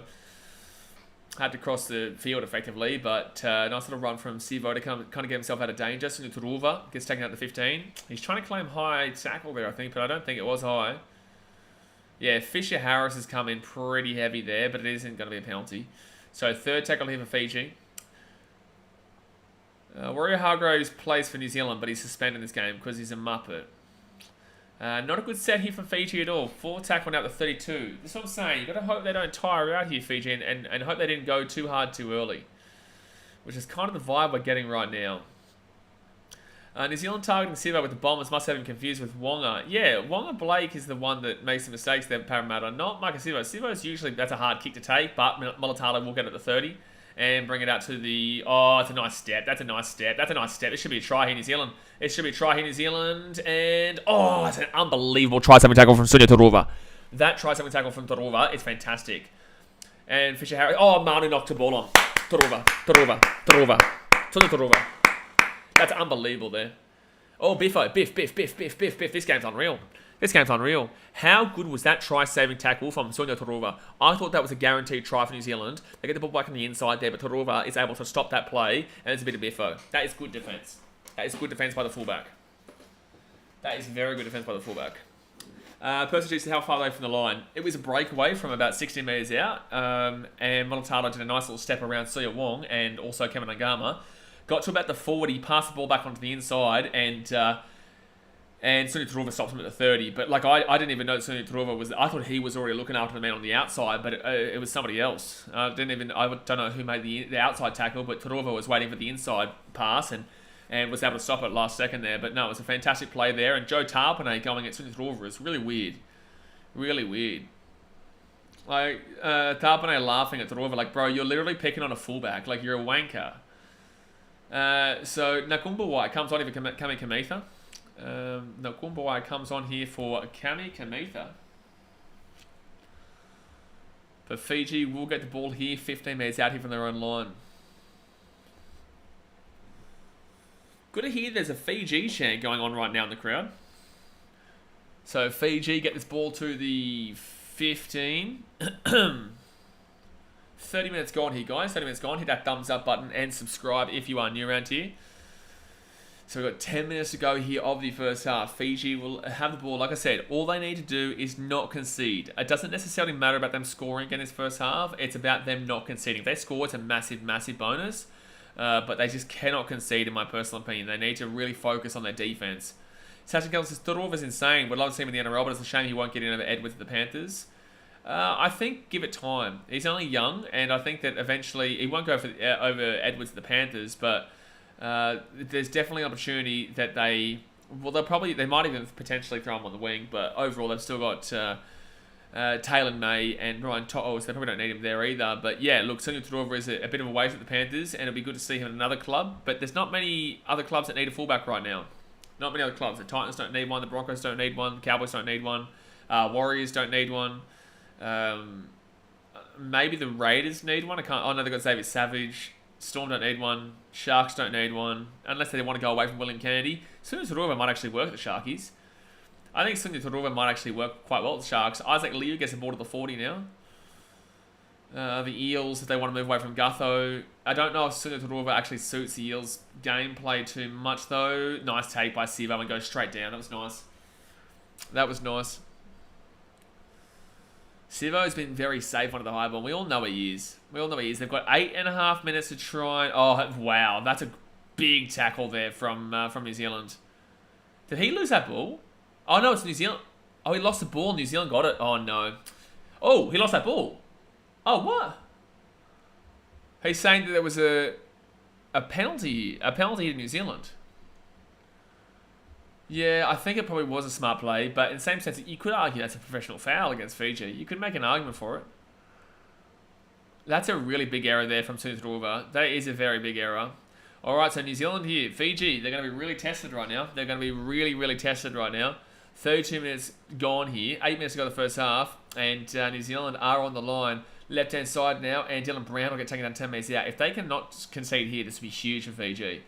So second tackle now, Brandon Smith, right-hand side, gets up to Asafa Solomona, tried to get there, 3 metres out from the line though. Alright, they hang on for the moment. Third tackle here for New Zealand, they're 10 metres out, they give it out the back here. They've got numbers though, Fiji. Joe Manu trying to get a bit of step going here, can't get it done though, still going, but he'll get taken down 2 metres out from the line. Fourth tackle, good defence so far from Fiji. Brandon Smith goes to the short ball, Tarpanay, and he's lost the ball. Defense, son. Defense. He's lost the ball there, Tarpanay, and that's good defense from Fiji. Oh, no. How? Sutton, you're a dog. You're a dog, Sutton. You're a dog, Sutton. There is no way that you can tell me they're not allowed to play that on for the 20. That's a bullshit call against Fiji. He just slowed the plate up there. Fiji had the numbers. They'd gotten back. Everyone was onside. Why were you not allowed to play that ball from the 20? Sutton holding the play up there. That's bullshit. That was a favourable call to New Zealand. Sachin Kelton says, that's right. Brighton Robinson says, yeah, bro, there's never a game plan to kick Sivo and hope for a knock-on. Yeah, Sivo's very safe onto the high ball. I don't understand why Jared Sutton slowed that play down. They're legally entitled to be able to go for that play from the 20. Big Up says, you think Dylan Brown would have told Hughes that Sivo is safe onto the high ball? Yeah, at very minimum, go for the Super League winger in Vulakachapani. Isn't Vulakachapani the other winger? Like, why are they going towards Sivo? Go for the Super League winger and try and hope that the high ball, screws him. So left-hand side now, back on the inside for Lamali Lavave. And they'll be taken down at the 40. Rolls the ball back, right-hand side. Something's doing to flog. It just doesn't make any sense. How is that call made? Like, why are they not allowed to play from the 20 there? It was very obvious. You're obviously allowed to play that. So left-hand side, they put that ball up in the air. Viliami kick out, chasing it through here. Joe Manu, good take. Very good take. Matt Collick says, you're going good with these names, bro. Well, my family's Fijian, so I know how to pronounce them, compared to the English commentary who call him King Vuni Vuni Yawa instead of King Vuni Yawa. Kama Kamakai for Tui Kamikamitha. But the thing is, I understand the C. Obviously, C in Fijian is pronounced TH. So I understand when people say like ka instead of the or tha. But outside of that, like they got Sunya Turave or whatever his name was, whatever they called him in that second game for Fiji. That's a 40-20 attempt, but it doesn't even go close to the angle that is needed. Turuva, nice little run there. Is it me or has Kickout been MIA so far, especially in attack? Kickout's not really done too much this whole tournament, man. I don't think Viliami Kickout's been that great for the entire World Cup. And I think that if anyone's going to lock him down, it would be New Zealand with their 4-pack. 5 minutes to go here the first half. If they can get through without going, we're staying at 12-6, this is a genuine game. But yeah, no, I think Kickout's been one of the more disappointing for Fiji. I wouldn't say Apisai Kotasawa's had an exactly awesome tournament either, but he's been mixing up positions and is playing in a 5-8 role when he's normally a hooker because they want to involve Tangi Tuimua. Oh, look at this Turuva run. Oh, fantastic. Laisani Mongolaki says, Fiji team built different in qualifying stages. Absolutely. 3 World Cup semi-finals in a row. Can't argue with that. Oh, that's a bad pass from Kotasawa. Kotasawa is not a 6. His passing from the first receiver is horrific tonight. Like, Api Kotasawa, for a hooker, your whole job is to pass the ball. Like, your whole job on attack is to pass the ball and distribute. You've caught the ball there. You can't be making that bad pass there. That's something that Apisai Kotasawa, one of the most experienced players in the team, cannot be doing. Like, that is a cardinal sin just then. So poor from Apisai Kotasawa. And now New Zealand are going to be on the attack because of that. So New Zealand here, 45 metres out. But yeah, Lysani, you can't argue with 3 World Cup semi-finals in a row and beat New Zealand in the last quarterfinal. But with that being said, man, right now, New Zealand probably have been on top more for the last 10 to 15. Obviously, the first 20, though. Oh, that's 6 more here. That's 6 more here. And Jerome Hughes, right-hand side. New Zealand have got a great opportunity to tie this game up before half-time. The first 20 was all Fiji. The next 20 has pretty much been all New Zealand. But Fiji have been still doing quite decent. Another 6 again here for New Zealand. Isaiah Papali'i. Another one has gone missing in this World Cup so far for New Zealand.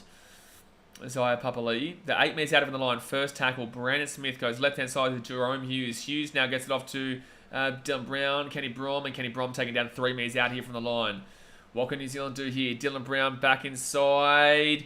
No, that's not going to happen here for Isaac Liu. Get around him though. He's a Gold Coast Titan. Got to get around him. Surprised he's in the team, but is what it is. Brandon Smith out the back here. Jerome Hughes. Oh, they have the numbers out the back there, New Zealand, but they didn't pass it. Bad play there. Good defense so far from Fiji. Third tackle. They go short left-hand side there. Fake little stutter step. Isaiah Papali'i. Good tackle again there by Fiji. 4th tackle. Oh, no, sorry. This is last tackle. 3 metres out. This is last tackle. 3 metres out. Brandon Smith. This is a grind right now for Fiji. They kick that ball. Dylan Brown over the top here for Molitalo. And it will be a 7-tackle set. Wow. Well, no. Well, no. Well, no. No. He clearly went over the sideline. Go back and have a look at that. No. You have to go back and have a look at that there, Sutton. You have to go back and have a look at that one there, Sutton. The ball clearly goes over the line there. Oh, they said it was 5th tackle anyways. That's a 7-tackle set for sure. That's a horrible call against Fiji, that. That is a horrible call against Fiji. That ball clearly bounced on the line. How was the touch judge not seeing that? So 2 minutes to go here the first half. Good defense again from Fiji, man. They're grinding. They are grinding right now. Second tackle, 6 again here for Fiji. If they can score on this last play before half time, that'd be massive. Cheeky little run by Api Sakurasao, but he just hasn't been doing it so far in today's game. Tangi Tuimua, left-hand side.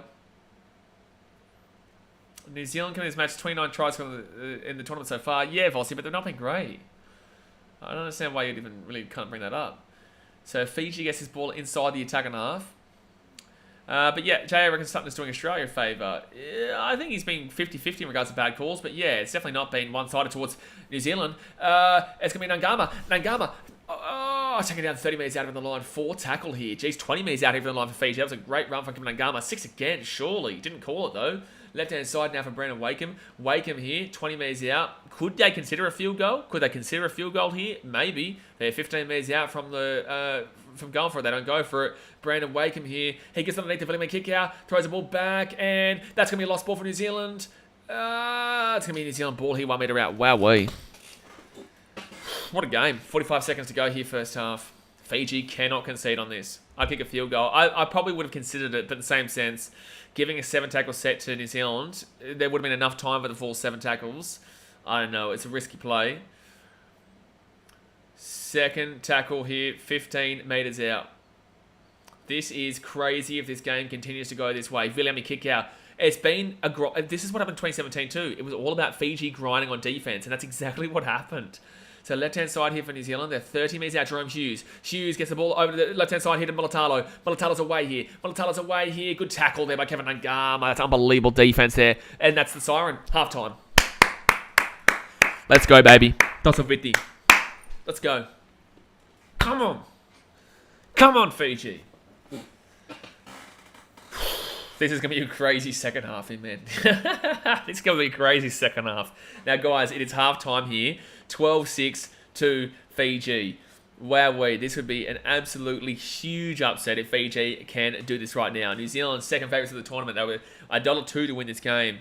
James Tedesco coming out and saying New Zealand had already made the semi-finals. But obviously right now, it's looking like Fiji doing the job. But there's a whole second half to go.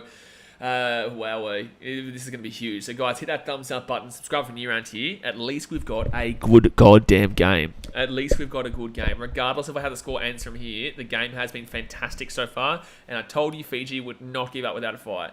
Emily Davis has loved the Fijian enthusiasm both on the field and in the crowd. You're always going to get a really good supporter base for Fiji. Fiji have a really passionate supporter base for sport, especially rugby. Obviously, Sevens and Union is the main 2 sports, but League is, I'd say, pretty similar to 15s in regards to support, but I'd still say Union maybe a little bit more because it is obviously closer to Sevens. But yeah, Fiji obviously love their sport, and there is a plethora of Fijians in England as well that would be at this game, and the Kiwis unfortunately right now don't have an answer for Fijians. Right this second. Because is glad set up for this. Oh mate, how good is this? JCF says Fiji look good so far, definitely better than PNG.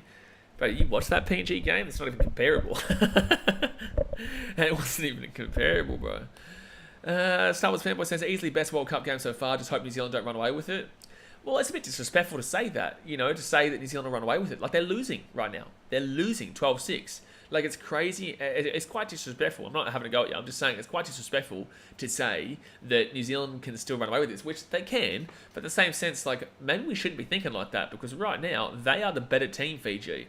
They have been the better team for the whole first half. That last 20 minutes, maybe it was more so in the direction of New Zealand, but Fiji defended really, really well. It's not all about attack. If you can't break down the defense, then your attack is useless, right? So Fiji, they were very good on the attack for the first 20 minutes. Their second 20 minutes was all New Zealand, but at the same time, Fiji kept having an answer. Sal the first as well. I'm impressed with Fiji. What is my boys doing? Tosoviti. That's what's happening. Tosoviti. Sebastian Grandma, member for 11 months. Good on you, man. Nearly close to the year. He's getting close to the year. He says like and subscribe. Belter of a game on the horizon. Absolutely. By the way, Sebastian, are you a big fan of Erling Haaland? Thank you very much. Thank you very much. I like it. I like it. I like it. Matt Collier says just hope they play the full 80. Absolutely. Absolutely. Big Papa says, well, Teddy didn't help with his comment last night saying he was looking forward to playing Kiwis in the semis. So, there's 50-50 here. And I called this out on my Instagram. If you guys aren't following me on BKR Sport Instagram, jump onto Instagram right now. Follow me, BKR Sport. But I called this out. I tagged him. He saw it. James. He saw the story. But I said basically it was disrespectful. It was pure disrespect for Fiji to rein it in. However, I've gone away from it and I've thought, James Tedesco could be playing mind games with New Zealand. And he also could be playing mind games with Fiji. Saying basically that New Zealand had already won and Fiji had already lost, meaning that Fiji now have more motivation to play harder, and New Zealand, kind of going complacent. I don't know if Tedesco did it in a way that was like that. He could have easily done it and just been, non-existent to the thought process of how disrespectful that is. There is that option, but there is also the option of, I'm going to get into the minds of Fiji positively, even though it sounds negative, but positively, motivate Fiji to prove him wrong and also get the win, whilst also basically saying to New Zealand, like, we're looking at you already, so you've already won the game, and then them being complacent. I don't necessarily think that New Zealand have been complacent here. This is just a continuation from how their World Cup has gone so far. This has been a really, really similar game to how their World Cup's gone, but they just haven't had a really good team yet. Lebanon are okay. They actually gave it a good go for the most part, but I wouldn't say Lebanon's better than Fiji. And then they played Ireland, who are no-hopers, and Jamaica, who we all know what Jamaica's like. And they didn't even kill Jamaica. They won 66-6, but they didn't. That's not as much as they should have. So New Zealand had a very underwhelming tournament so far, and that's why I thought it was crazy. And I told you guys midweek, I said 16-1 odds for Fiji is ridiculous. I didn't tell you to get on them. I still thought New Zealand would win this game, but I said that Fiji are a very good team that people misunderstand and misrepresent because they don't see them as a New Zealand-Australia. But the thing is that Fiji have the proven track record of finals when it comes to the World Cup. 3 World Cup semi-finals in a row, plus also the fact that they beat New Zealand they've only played New Zealand once, beat them in New Zealand in the quarterfinal in 2017. Better New Zealand team, maybe a weaker Fijian team, but they're not showing it here today. And this is what people forget pretty quickly. Such as Cheers Big Papa, Sal the First, as Miltalo is setting up everything for us right now, but Mike Castillo is just amazing to watch. Oh, this is the thing that's really silly from New Zealand right now. Why are you kicking the ball to Micah Sivo? It doesn't make any sense. Sivo is not the one who makes the mistakes for Parramatta. It's Wonga Blake who can't catch a high ball. We have always known that Micah Sivo can catch a high ball. Anyone who watches the NRL knows that Sivo is not susceptible onto the high ball. Why are you peppering him with the ball? I'm pretty certain that Luka Chapani is on the other side. He is a Super League winger. He's not getting the same kind of kicks as Sivo is. Why are you peppering that side? It doesn't make any sense to me. It does not make any sense to me. Australia 13-6 France. That won't be the full-time score, man. That won't be the full-time score. It's still a decent bit of time there, but that's amazing if true. Well, it is... No, sorry. It's Vuate Karawalevu. Another thing. I don't even think Karawalevu plays in the Super League. I don't know. Does Vuate Karawalevu play in the Super League? I'm going to Google this right now. Vuate Karawalevu. Let's have a look. Still first hat, mate. I was assuming so. New South Wales Rugby League. So, Vuate Karawalevu plays in the New South Wales Cup. Right? He plays for, I think, North Sydney, if I'm not mistaken. Maybe the North Sydney Bears. He does. He plays the North Sydney Bears. Vuate Karawalevu plays the North Sydney Bears. You've then got Micah Sivo, who plays for the Parramatta Eels, right?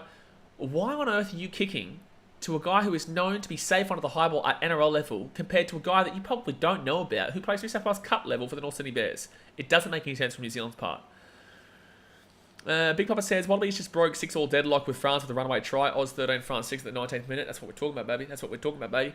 Sal the First is Fiji is definitely World Cup final worthy team. Oh, let's settle down. Whoever wins this game has to take on Australia. Fiji has already been done quite dirty by Australia. Australia already beat them by about 40 points. Let's not forget that. I think 44-6 in week 1 of the group stages.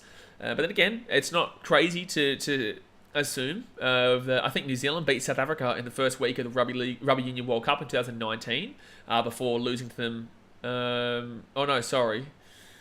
There was something that happened. South Africa lost to New Zealand in the first week of the group stages, but then went on to win that World Cup. They didn't play them again, but it's not crazy surprise, I guess, if Fiji... Well, it would be a crazy surprise if they beat Australia. Australia's a different level. Jared Voice says, I'd be a lot happier if old man Leilui was on the field. Leilui? I think, is that how you pronounce his name? I think it's... I don't know how you spell his name. I think it's a U, an I, isn't it? L-E-I? I don't know. I think you've just confused me there. I just think you've just confused me. But how good is this? This is what it means. Like, this whole World Cup so far, it's so difficult to commentate because you're just having to talk about, try after try after try for one team, and you just get so bored. But this game, you can't keep your eyes off it. You cannot keep your eyes off it. Even if New Zealand win, it'll be a deserved win for New Zealand because they will have had to face adversity and come through over a tough Fiji team. If Fiji win, it's a massive upset. And I will say, a massive game changer was when Sonia Turuva stopped that try for Dylan Brown, because Dylan Brown was breaking away. Well, Militalo had broken away. He passes the ball back onto Dylan Brown, and you're thinking, okay, well, he's going to get it done here. And Sonia Turuva stops him in his tracks. It was incredible. Sonia Turuva has been man of the match so far for me. I think Sonia Turuva has been man of the match. And I think that Brandon Wakeham has been quite solid too. I think his kicking game has been fantastic. I think that Kami Kamitha in the front row, Corbin Sims have been fine. The back rowers have been okay. I think the forwards overall have been solid defensively. But I think that realistically, Micah Sivo could even be, the 2 points. I'd say right now, Sonia Turuva 3 points. I'd go maybe Sivo 2 points, and I'd go 1 point to Brandon Wakeham. Yeah, which is incredible. Which is incredible considering that Brandon Wakeham is a New South Wales Cup player. Sonia Turuva is a New South Wales Cup player, and Micah Sivo plays for a team called Parramatta Eels, who are the biggest bottle jobs on the planet. Maka Paka says, even if we win, Aussie Killings by 30 plus. I don't want to get ahead of myself. I don't want to get ahead of ourselves. Australia versus New Zealand is, although based on how the World Cup's gone so far, you would expect Australia to get a hefty win. However, it's Australia versus New Zealand. New Zealand will be up for it. I just think that New Zealand have come into this game underprepared and thought that maybe they're a bit more improved than Fiji compared to that 2017 World Cup. And maybe New Zealand have come in thinking that they've already effectively won it based on comments from James Tedesco, based on the fact that, they're $1.2 favourites. They believe in themselves a lot. Joe Manu's done nothing in this game for me. I think Mulitalo's been fantastic for New Zealand. He's been their only guy, really. I'd say New Zealand, he's been their best player for sure. Jerome Hughes has done nothing for me. He's tried, but I don't think he's done anything specifically. Mulitalo's been their best. I'd say second best, maybe... who would be their second best? Maybe Ken Brom? I don't know who would be their second best so far, because Mulitalo was a clear leader for New Zealand at the moment. Rapana, not so much. I don't know. Who would you guys say is your 2 and 1 pointers there for New Zealand? That's right. Salafer says, for me, the final will likely be Australia versus England. Well, you kind of know shit, Sherlock. Matt Collier says, but then again, you can't underestimate Samoa or Tonga. Samoa or Tonga is the game tonight. We'll start up at 11:30 p.m. AEST. The game will start at 12:30 a.m. AEST. It's going to be a fantastic game, and you can't underestimate either of those two teams to beat England. Tonga, so there's a storyline for both those teams. If Samoa win tonight and beat Tonga, they're going to try and get revenge. It'll be the same as the Australia-Fiji, right? Fiji would try and get revenge for their first week blowout. Samoa, on the other hand, have that energy of, we need redemption for that first week blowout by England as well. So that'll make it a close game. The other option is obviously if Tonga go through, they have the redemption story, the redemption arc of 2017, where they were down 22-0 in the semi-final to England and came back to lose like 22-18 or something like that, or 22-20. And they came back strongly in the last 10 minutes, but just couldn't get over the line. Controversial ending, but in the same sense, England won. So either way, there's a redemption arc for both those teams. Varanasi Tupo says, New Zealand still underestimate Fiji. Let's see. Exactly right. Let's see. Come on. New Zealand, huh? New Zealand. Sebastian Grammer says, Kenny Bromwich seemed like he was trying something. He was trying. He was giving it a go. Matt Collier says, Wakeham is a good player. I've always rated him. Wakeham. Brandon Wakeham. I don't know about that. I've never really rated Brandon Wakeham. I've always thought he's been pretty poor, but I think this is a really good game for him so far. So the first is that awkward moment when Fiji get further in the World Cup than Tonga Samoa. Well, they haven't yet. They haven't even won this game yet. And also, that's really disrespectful to Fiji. That's really, really disrespectful to Fiji. Again, bro, Fiji are the foundation and the platform for the islands. Fiji have made more finals than any of Samoa or Tonga and Papua New Guinea combined of World Cups. Just want to throw that out there. Fiji have always been a very relentless team in regards to being consistent when it comes to Rugby League World Cup. It's a disrespectful comment. It really is. Because it's like, what, you think Tonga and Samoa should be easily shitting on Fiji? Guarantee you Fiji plays Tonga and Samoa and Fiji give it a good go. I guarantee you Tonga don't find it easy, and I guarantee you Samoa get beaten. Matt Collier says he's okay with the Bulldogs, but he just doesn't get much of a go. I don't think he's that good, though. I don't think he's good for the Bulldogs at all. I don't think Brandon Wakeham's good for the Bulldogs at all. I think that he is a decent enough player for Fiji, and he's definitely their best half for sure. Henry Louis, I'm surprised hasn't come on yet. Honestly, I would not be surprised if you took Apisa Coruscant and put him to the bench right now. I would nearly, honestly, utilise Henry Louis. I don't think Coruscant is doing a good job here. He's made 2 errors in this game that have been crucial errors in really peak times. One of them being 15 metres out from the Kiwi line, and the second time was about 40 metres out. I just don't get it. So the first is, no, I don't think Tonga Samoa would shit on Fiji, but Samoa has been very overhyped. As I said pre-tournament, Samoa are a hype team, right? So they need to rely on the momentum. They're a momentum team, yeah? So I said England would win that first game. I didn't think by anywhere near that much, obviously, but I said they would win that first game. England should have been favourites, deserved favourites, just not by that much. So when England won that game, I knew Samoa would have to bounce back and bounce back well. The second game, they bounced back and they bounced back well against the Greeks, yeah? And then they're like, okay, we're bounced back now. We're feeling good about ourselves again. Let's go and beat France and keep this momentum going. They then do that against France, a better team that still had a chance to beat them and obviously knock them out of the group stages. They walloped them by 60-odd points. So now they're like, okay, we're 2 in a row here. We're actually back to our best. We've got the wanker ego of the Penrith Panthers right now. Let's keep this momentum moving and let's move into a game against our biggest rivals, Tonga. But they don't necessarily need that momentum for against Tonga because that's going to be a massively close game regardless, you would assume. So the momentum, if they beat Tonga, I'm telling you right now, England should be super worried. I think England definitely are favourites, absolutely. But in the same sense, they should be very worried that Samoa will have that revenge and redemption factor. But alrighty, guys, half-time is finishing. Fiji and New Zealand coming out here for the second half. Let's go and hit that thumbs up button, guys. Subscribe if you're new around here. Here we go, baby. Here we go. And Sebastian Grumman says, speaking of Bulldogs, Adakar has secured the man of the tournament already, in my opinion. Yeah, I think he's been very good. Man of the tournament's huge, though, considering he's a winger. I think Harry Grant's been unbelievable, man. Harry Grant, realistically for me, has been just simply incredible, especially considering he's had a really bad year for Melbourne, and also, I wouldn't even say he's had a great tournament for Queensland. Ben Hunt was the main guy there, but in the same sense, he was still utilised quite well, but just wasn't at his peak best. But this World Cup, he's been very good. But yeah, look, I'd probably say Joshua Carr might be the guy. Varanasi Tupo. So I think England's a better team this World Cup. Then who? So the first, I hate to say, but England will probably win the World Cup. I disagree completely. England are not favourites against Australia at all. Australia is still like $1.10 favourites right now. Diamond says, why haven't Australia used Nico Hines instead of Cherry Evans? Why would they? I would never use Nico Hines instead of Cherry Evans. Cherry Evans has been great in this tournament so far. Cherry Evans has done nothing wrong. Cherry Evans has been one of the better players for Australia in this tournament so far, especially off the bench, actually. There's no need. Why would you play Nico Hines? I think that messes the chemistry completely as well. I don't think that Nico Hines is necessarily needed at all. The only reason you'd use Nico Hines is if you had an injury to Tedesco and you wanted to have that extra potential fullback on the bench, because you'd probably put Latrell into fullback. You'd probably put Jack Whiten and Val Holmes in the centres. You'd have Murray Talangi and Adokar on the wings, and you'd probably maybe have Nico Hines as that 14 role. I'm not sure.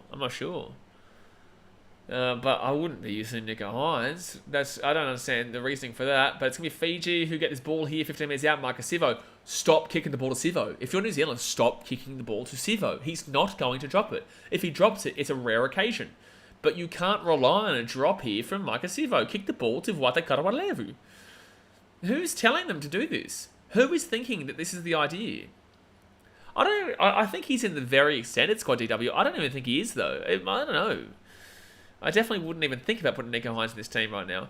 Matt Colley says England only ever play goods at home, but still get pumped by us if they get to the final. I don't know if they get pumped. We still only beat them 6-0 in the 2017 World Cup final, but overall, like, the fact that people are saying England are favourites is wild to me. Wild. So fit tackle now at the halfway point. It's going to be Tangi Tuamua, who might go for a quick little dummy half kick. No, he gets it back into Wakeham, who's had a good kicking game so far, and it's an okay kick, but there's a lot of pressure that he had to withhold there as well. Fiji are going to have to do a lot of defending in the second half. Don't expect them to have a lot of the ball. Like, they'll have the ball and they'll make okay meters, but don't expect them to be on attack too much. It'll be pretty much all New Zealand, and Fiji are going to have to do what they did in 2017 and grind out this win. That is just how it's going to have to go here. So New Zealand now, Brandon Smith gets taken out at the halfway point. Waste of a run there. Like I said, I think he's a lock. I don't think he's a 9, but there's no better 9 in New Zealand right now either. There's no better 9. 4 tackle here at the 43. People keep saying, oh, Brandon Smith's one of the best 9s to comp. I disagree completely. I really do. I understand previous accolades and whatnot. Oh, bad pass there from New Zealand. Goes back to the halfway point, but they lose quite a few metres. Petahiku. Oh, terrible defence there from Fiji. And gives Rapana. Oh, knock on there from Rapana. Good defence from Fiji after that. It was terrible defence. Good defence. And that's a knock on from Rapana. And Fiji get the first attack of the game here. 45 metres out from their own line, but it's going to be 0 tackle. And now first tackle, they're already inside the attacking half. Fiji are monstering. They are really keeping a good energy about this game. Brighton Robinson said there's a reason why Storm kept Grant, not Smith. I agree. And I think that the Roosters are going to really miss Sammy Verrills. I think Sammy Verrills is super underrated, man. This is not just because I'm a Titans fan, but Sam Verrills, when the Roosters started winning this year, Sam Verrills had just come back in the team. Fiji, taking that 20 metres out here, third tackle. You know, Sam Verrills was an integral part to that Roosters team. And I think that he is super underrated. And when he came back into the team, Nangama.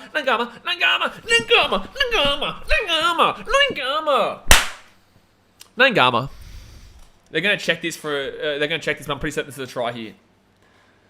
He's calling try. Kevin Nangama potentially for a double here. Could be 16-6. Holy shit. 16, it's about to be 16-6 if they call this a try. I think they're checking to see if he gets the ball down, but I'm pretty certain he gets the ball down. Toss 50, baby. Yeah, Brighton. He's up this game, Nangama. Yeah, Nangama has... Well, by the way, guys, Nangama is spelled Naiqama, but Q is pronounced NG in Fijian, so that's why I say that. Let's get the ball down. Try time. Come on, baby. Upset alert, baby. Let's get it. Alex is Tigers legend. If you guys aren't new to this channel and don't know why I'm celebrating Fiji so much, it's because my daughter is Fijian returnment, and I always support Fiji for her. Obviously, I'm Australian, but my daughter is Fijian returnment, so I always will support Fiji. But right now, it's about 16-6 to Fiji with 37 minutes to go, and also it's the upset. You know. But Kiwis do need to step up JCF.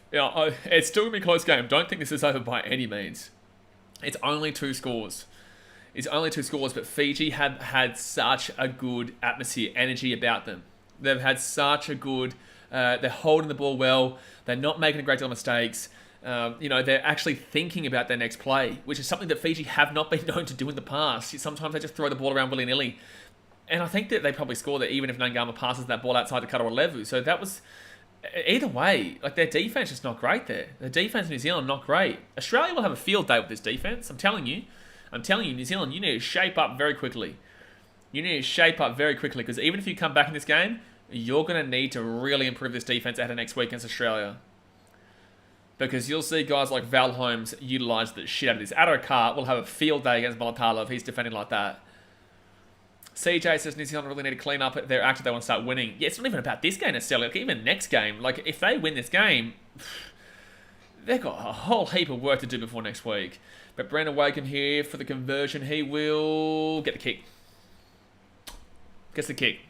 18-6, 12-point game. 12-point game, baby. They lead by 12 points with 35 minutes to go here, Fiji. Come on. Good heads-up play there by Nangama too. Could have easily come back to the inside of the field, but decided to go the short side because he could see that Mulatalo was effectively there by himself. You can't really blame Mulatalo single-handedly for that one. But in the same sense, like, who was it? Petahiku? Was he the centre there? Or was it Chancellor Clockstar? I haven't seen Nickel Clockstar at all in this game so far. But I know he's the other centre, but I haven't seen him at all so far in this game. Oh, I've got a message right now. Hold on one second. 18-6, and it's beautiful. You muppet. Sorry, we got Dan. You muppet. We got Dan commenting saying Fiji up 16-6. He's bloody muppet. He doesn't know what he's talking about because it's 18-6. Fiji Allen says, where is this coming from? Oh, that's a Viti, baby. Yeah, Vadava, New Zealand. Let's go. So Fiji now, 4th tackle, get the ball to the 40. Fiji have played New Zealand once, and they didn't lose it. Could they keep this 100% record alive? So Fiji took the Turova. Good run to the halfway point. All right, so Turova gets Dr. Tangi doing more, and they put that ball down to the corner. So Fiji wins. Australia plays Fiji. Clearly the NRL swag said. I spelled that wrong. Yes. Fiji would play Australia. Whoever wins this game plays Australia next week, whether it's New Zealand or Fiji. And then whoever wins out of Samoa and Tonga tonight plays England. But yeah, this is huge right now, man. Second tackle. Do you mind Dan at City 1? Oh, he knows. Right, son. Don't you worry, Sebastian. He knows. Oh, he knows. Third tackle now. I'd love to believe that Teddy was throwing a few mind games out there. This I'm saying, Brighton. I did throw that option out there. It is potential. Because it riles Fiji up and it also makes New Zealand a little complacent. Or throws their mind off it as well. I don't know. You'd like to think that instead of him disrespecting Fiji. Either way, he's going to look like a Muppet, but in the same sense, if he was doing it in that way, then he wouldn't give a shit if he looks like a Muppet. Oh, knock on. Nah, will be penalty. Yeah, it is a penalty. It's the right call there against Hungy Tuamua. It's the right call. And New Zealand going to take a quick tap here. Oh. Surprised they didn't allow that quick tap. New Zealand really not clean up after their act if they want to start winning. Yeah, absolutely. Yeah, Tungi Tuamua needs to not come through the ruck there. It's a clear penalty. Don't know what the smug face is of Brandon Smith there. Mate, you're losing 18-6 right now in a quarterfinal when you were $1.2 favourites. I wouldn't be looking at any smug face right now, Brandon Smith. I don't think he gives a shit. He wouldn't give a shit at all. Of course not. He's the best fullback in the game, James Tedesco. He's the best fullback in the game, 100%. Jerome Hughes, left-hand side now, gives it off here. Joey Manu. Get him down. Ooh, close. 3 metres out here. Oh, he went for a second effort there. So 3 metres out, second tackle now. New Zealand 10 metres out, gives it off to Isaiah Papali'i. Jeez, he's been poor in this tournament, man. He hasn't done anything for New Zealand in this tournament. 5 metres out from the line, third tackle here for New Zealand. Can they defend here? Nelson, crash play. No, 2 metres out from the line. Look at this defence from Fiji right now on the line. They did it in the first half. Can they keep it up right now? Right inside Jerome Hughes. Good defence again. Good defence again here from Fiji. It's nearly a one. Oh my God. That's bullshit from Fiji. Nah.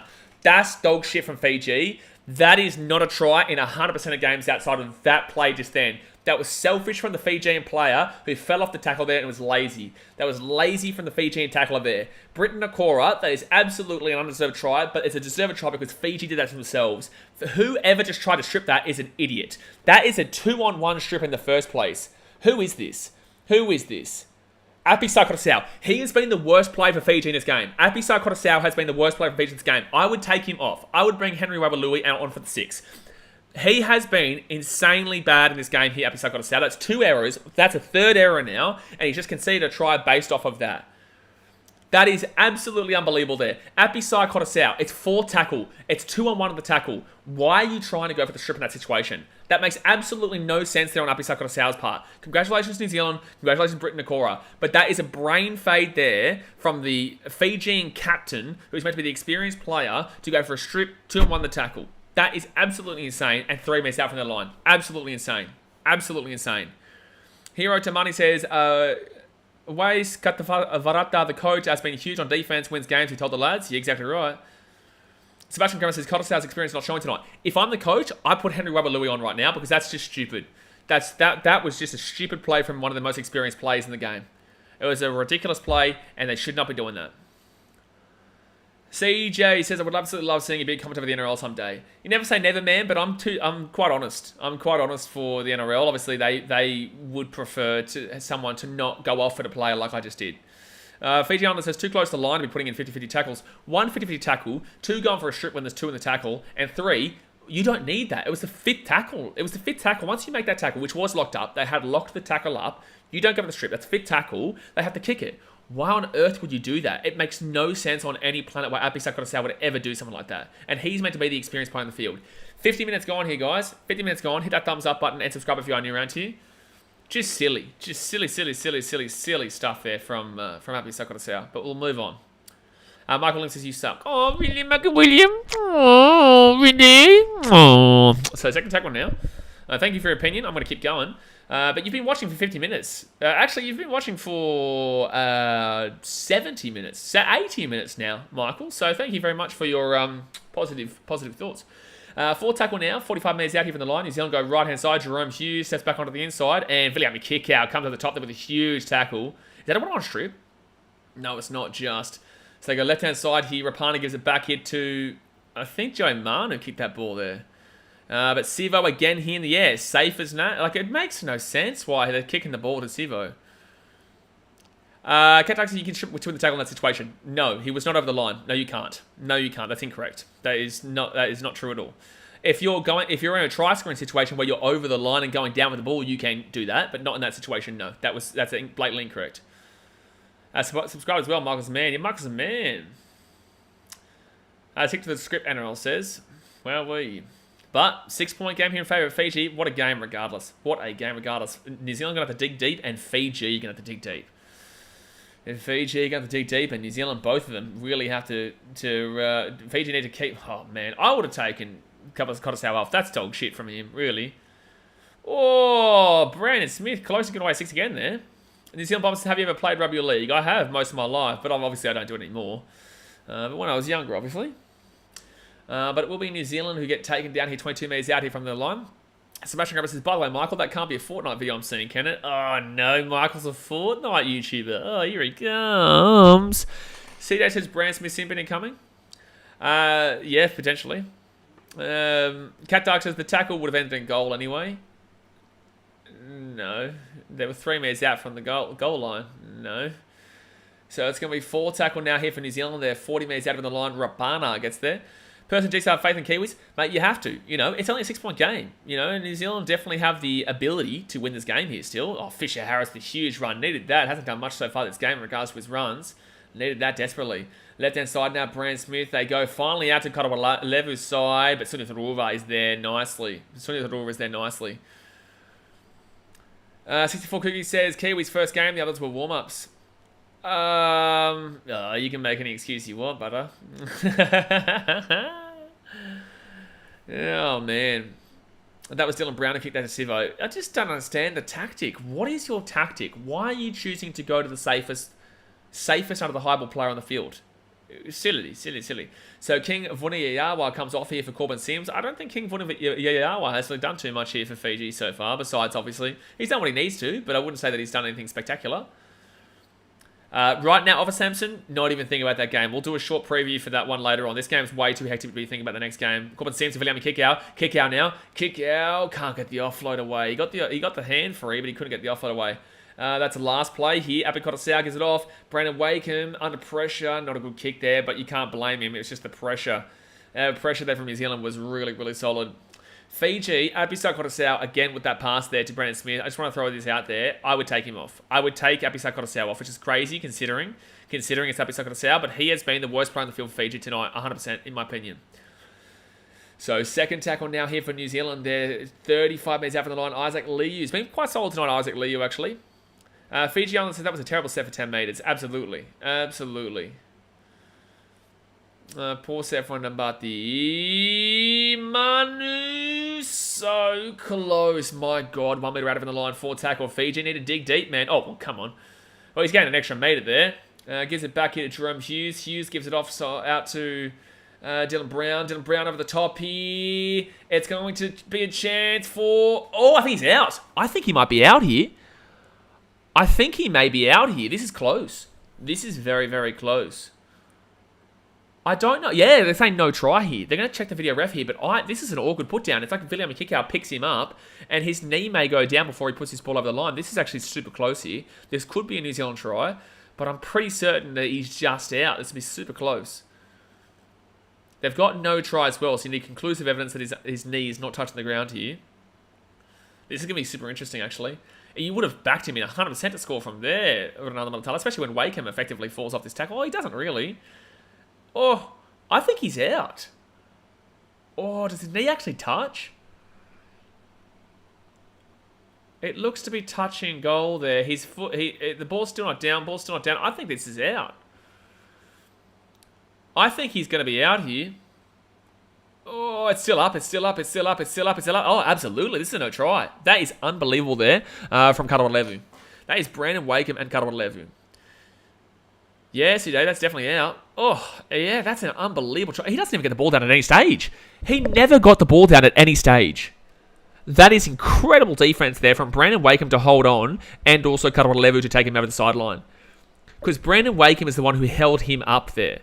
It looked like Malatala was going to break off the tackle and get past Brandon Wakeham, but that is a no try. So it's official, no try. 7 tackle set for Fiji. So Brandon Wakeham grabs the ball, holds it the whole time, and you get Kotowalevu, pick him up by the shorts and throw him over the sideline. That is incredible for a really quality player in Ronaldo Malatala. One of the best wingers in the competition. Incredible. Great defending by Fiji. Quite frankly, domination is what I'd say. I don't know if I'd say domination, but that was a really good play. Oh, Fiji knocked the ball on. Fiji knocked the ball on off the first tackle. Wowee. I'm telling you a voice like Wakem, bro. That's cool, but I'm going to continue to tell you that I think he's shithouse normally. This is a really good game for him, though. Person says no try. Oh, definitely no try. Tank Lane says all this to lose to Oz. No point of Fiji winning here. Oh, that's a wank comment. Jeez, that's a wanker comment. You always come with wanker comments. Didn't you come with wanker comments yesterday too? That's such a wank comment, man. Jeez, just so... My God. Yeah, time him out, actually. That's just a wank comment. Sebastian, time him out. So it's going to be first tackled here, 10 metres out of the line. Now, people enjoying the game, you just get some tosser. You know what I'm saying? Exactly right, Brian Robinson. What tosser? All right, so it's going to be 6 again here for New Zealand. They're 13 metres out of the line. There's going to be a huge... They're going to have to do something massive here. They're going to have to do something massive here, the Fijians. 5 metres out. Oh, my God. That's... Oh, lost ball. Defense, baby. Defense, baby. Defense, baby. Defense, baby. Thank you for timing them out. Oh, geez, this is gonna be an amazing finish. This is gonna be an amazing finish. That's an incredible defensive play there by Fiji. How good has their defense been in this game? Wow, so Kevin Nagama here rolls that ball back, Tangi Tuimua, and it's gonna be Taruva now who gets the ball to 30. As you guys are very well aware, if you say something stupid in the chat, like, you know, I'm not afraid to tell you my thoughts. J-Doe, this game's great. I was surprised waking up to 10 score. Mate, it's an incredible game. Bit of competition is good. Exactly right, J-Doe. Exactly right. It's a fantastic game between two teams who are, you know, really going at it. But Fiji have... New Zealand, this is what they've been doing this whole tournament so far. All right, so 51-49. They did go for a 50-50 tackle against CJ. You're right. But it's basically half just a little bit of advantage of New Zealand in regards to possession. But Tangi Tuimua, there was a lot of pressure there. But Fiji have seemingly got away from the pressure. Now Brandon Wakem... No pressure on the kick, which is fantastic, and it will go back. Oh my God! 7 tackle set, 7 tackle set, 7 tackle set. Come on, baby! Come on, baby! Mistake from Malatalo. Mistake from Malatalo. Mistake from Malatalo there. Easy catch out the back. He drops the ball. It goes over for a 7 tackle set. Here, a drop out here from. That's a great kick from Brandon Wakem.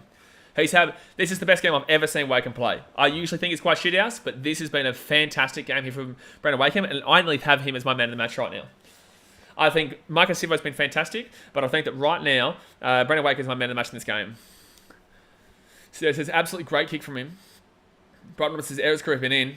Mate for both teams, but obviously that's a real big benefit there for Fiji. That's a good kick there from Rapana. But here we go. Here's Tui Kamikamitha.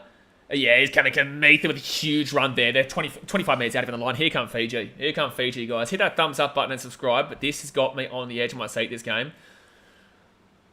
That kicking game from Wakem has been phenomenal, Matt. I tell you, like, as much as I don't think that he's usually that great, Brandon Wakem, you know, you've got to give credit to him today. He's been my man of the match for sure. At the back here, Fiji, left-hand side. Oh, nearly got through there. Semi Valame, but gets taken down. So right-hand side now, Coruscant gives it off to Corbin Sims. Good tackle by Fisher Harris and also Jordan Rapana. 10 metres out, 4 tackle. Yeah, his kicking games have been absolutely the money, absolutely Fiji Honda. Corbin Sims to Tangi Tuimua. Toss of 50. Lako, come on. Come on. Come on. 5 metres out of the line now. Fit tackle. My heart's beating a million miles an hour right now. Look at the run there. Look at the run there by Benny Nakumbawai, ex-Gold Coast Titan. Left-hand side here. Bad pass. Coruscant. Oh, gee.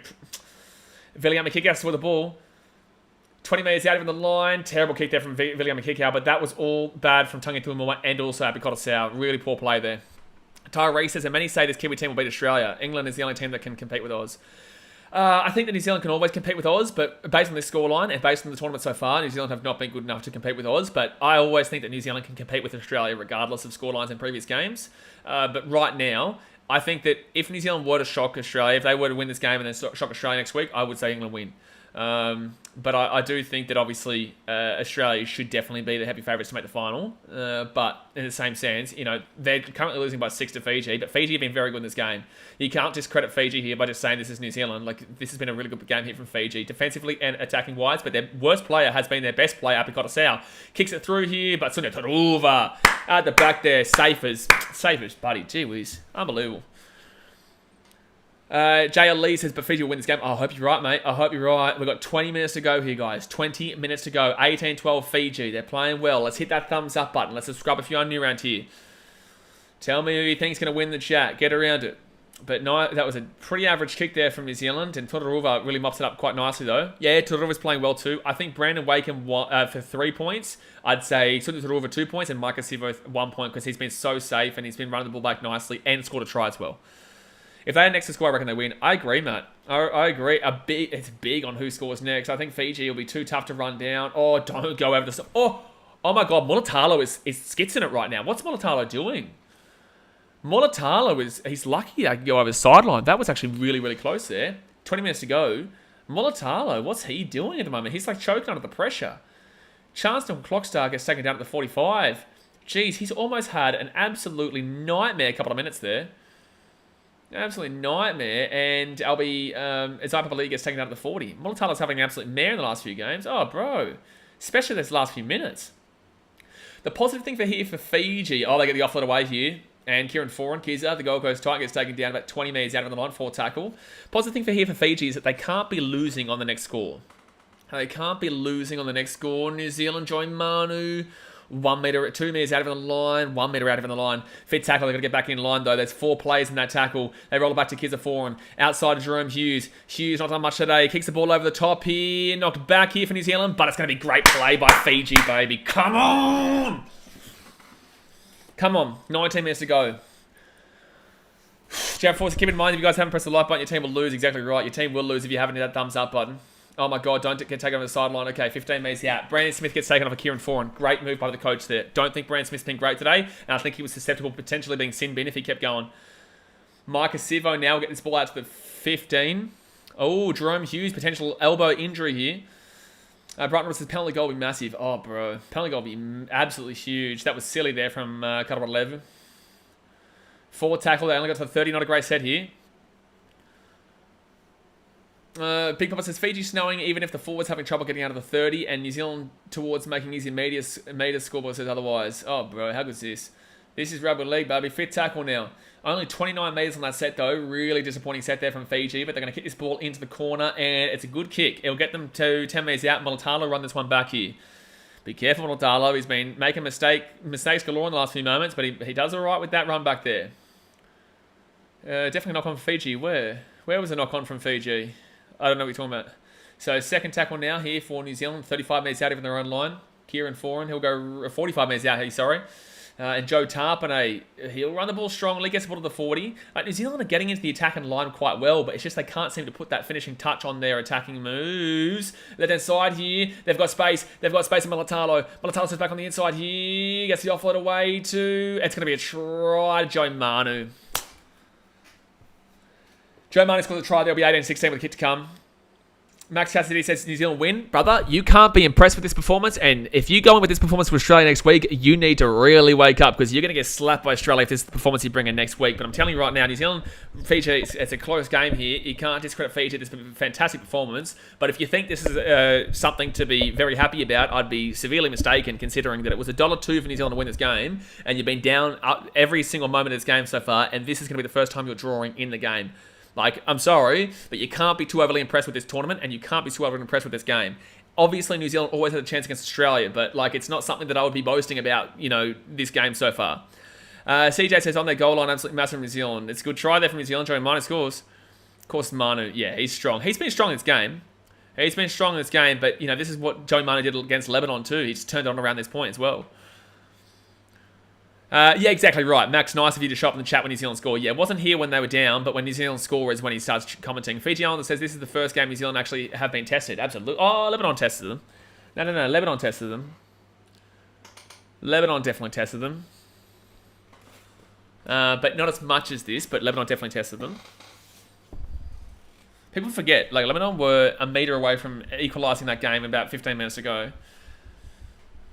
A metre away. But all right, so they should get this conversion. So it should be 18-18 here with 16 minutes to go. Either way here, like I said before the game started, I just want a close game. I just want a good game. And we have been delivered a good game, regardless of how this outcome is. Whether it's New Zealand scoring or Fiji scoring, regardless, this has been a fantastic game. And this is what we've been begging for and desperately pleading for in the World Cup this entire time, all these 3 weeks. Idea of extra time is definitely on the cards. 64 Cricket says Manu was a Muppet. Oh, geez, it wasn't a great kick there from Rapana, but he does get it. There he goes. So it is 18-18, 16 minutes to go. Sebastian Grammars has been leading for 3/4 of the game, though, Fiji. Yeah, I know, fantastic. Absolutely fantastic. But that was a nice pass from Isaac Liu. Can he do that for the Gold Coast Titans? Because that was actually really good ball playing there from Isaac Liu. Nice run, though, by Mulatalo. Mulatalo's been the best player on the field. Besides those 2 mistakes, he still has been one of the best players on the field there for New Zealand in the game so far. Big Bricks is finally a close game. I like the thrashings, but they get boring. I don't like the thrashings. They do get boring, and yeah, they're shy house. They're really shy. Big Boy says, yep, close, tough, grinding arm wrestle games are the best. Absolutely. All right, and especially, I said the final score would be 28-18 to New Zealand, I think. So it could be potential. I did say 28-18 New Zealand pre-game, but look at that tackle there from Tuikami. Look at that tackle from Kamikamitha. Kenny Bromwich goes off here for Joe Tarpanay. And Tarpanay's second tackle. That's weird. He would have only been off for about 3 minutes because I know Tarpanay ran the ball on that last set, didn't he? That's strange. All right, so third tackle now. They get this ball out to the 30. Tuikami comes off for Lamar Manuel Leolavave. Fourth tackle now. They get this ball out to the 30 or 40. No, I said 28-18, CJ. I did not say 20-12. I said 10-point game, just 100% to start off, and I'm definitely certain I said 28-18. So, fifth tackle. There's no way I would have said low scoring like that. Because both these teams on a dry track are pretty good attacking teams. Again, they're kicking to Sivo. No idea why they're kicking it at Sivo again. Sivo with a strong run, just pumped off Kieran Foran. Wowee. Just pumped off Kieran Foran with that run. Yo, I expect a defensive set from the Barty. Yeah, it was. We need to see Fiji get off their own line here, though. This has been the problem. This has definitely been the problem with Fiji in this game. They get the ball gets put into their defensive 20, and they struggle to get out of it. And we third tackle, and they'll get this ball to just outside the 30. I'm not too sure. I think that might be Katawa Levu who has the ball. I'm not too sure. I can't see. So right-hand side now. They'll get this ball outside the 40. Still probably one of the better ones. Lamalia Lavave gets the ball to the 45 for tackle. One of the better in recent sets, though. Great run there to the 45. All right, at B-side Kodasau back into that hooker role there. I think that's necessary considering how poor he was. Oh, well, there's a takeout there. Well, there's a takeout there from New Zealand. He clearly actually took him out in the back play there. He clearly shouldered him off the ball. But anyway, whatever. Is what it is. So first tackle now for New Zealand. 11 minutes out from the line. Wisecat says, go Fiji Batti. You can do it. Dosa Vitti. Let's go. But Rapana, this is a proud performance by Fiji regardless of the result. Very proud performance here by Fiji. So first tackle now. Left-hand side. And they'll get taken down now at the 30 metres on their own side of the field. Third tackle. Ooh, close to a mistake there from Mulatalo, but luckily gets away with it. Isaac Liu gets taken down at the 42. He's had a pretty solid game, Liu.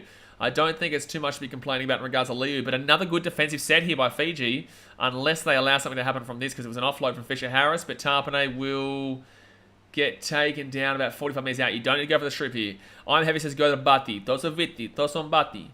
Jerome Hughes puts that ball up into the air, into the corner here. Micah Sivo. Oh, first knock on there. That's a first knock on there from Micah Sivo. Wowee. Sivo is claiming interference here. Well, then challenge it if you want to. They're going to challenge it. They're going to challenge this for a penalty. They're going to challenge this for a penalty here. And... oh, it's his own player, I think. I think it's his own player here. They're going to challenge this, but I'm pretty certain this will be fine. I don't think this is going to be in favour of Fiji here. I think this will be just that Fiji have impacted themselves, actually. That's exactly what New Zealand wanted pressure on Syria for a knock on. But it's stupid. They shouldn't be kicking to Syria the whole time. It's finally worked out for them. But the whole game, they've wasted their kicks towards Syria. That's what they've been aiming for all game. Absolutely, but it's finally happened after 100 attempts. They should never have been kicking at this side. Oh, to be fair, the play did get pushed into Sivo.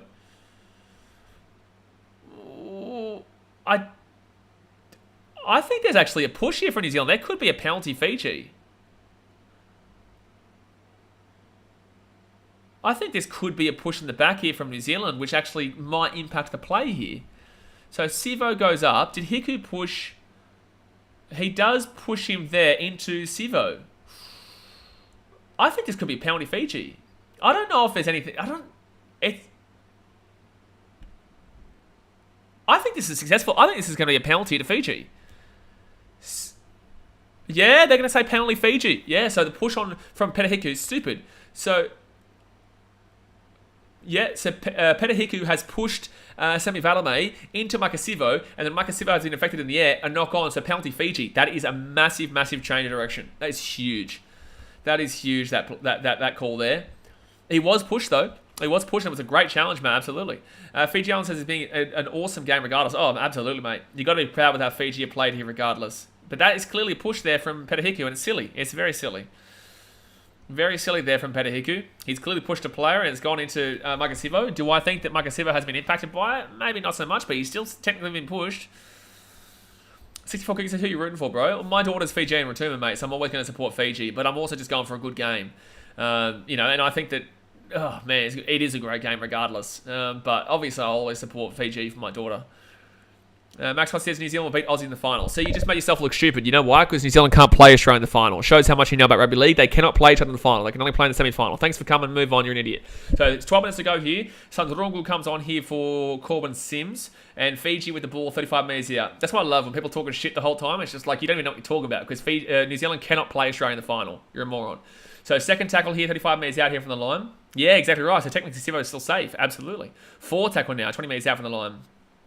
When your captain's call goes totally wrong. That was a great call. No, Fiji was the one who challenged that. Fiji challenged that. Back onto the inside here. Yeah, Max L coming. Exactly right, Big Papa. L coming.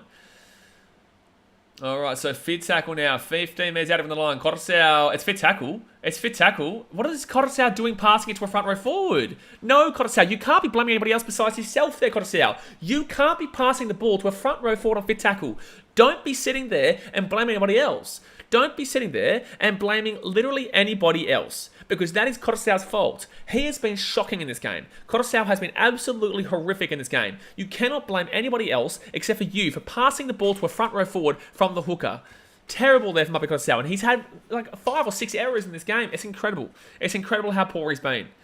Appy having brain farts right now. The whole game he's been poor. Third tackle here for New Zealand. They're 30 metres out from the line.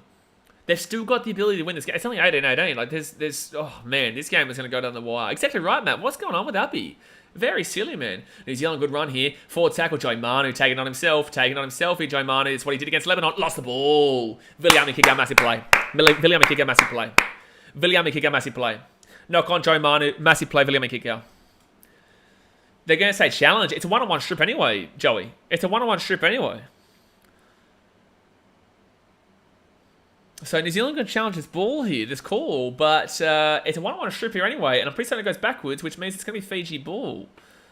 So 10 minutes to go here, guys. 10 minutes to go. Hit that thumbs up button and subscribe. We have got an absolutely fantastic quarterfinal matchup here. Whoever loses this is gone. Whoever wins this plays Australia next week in the semi-final. And Viliami Kikau, I think he's just lost that. I think he just lost the ball. I wouldn't say that's a strip there from Viliami Kikau. I think he just lost the ball there. No way, that's just a loose carry. That's just a loose carry there. This will be the best angle here. I think that's absolutely a loose carry here. Vili... Yeah, no.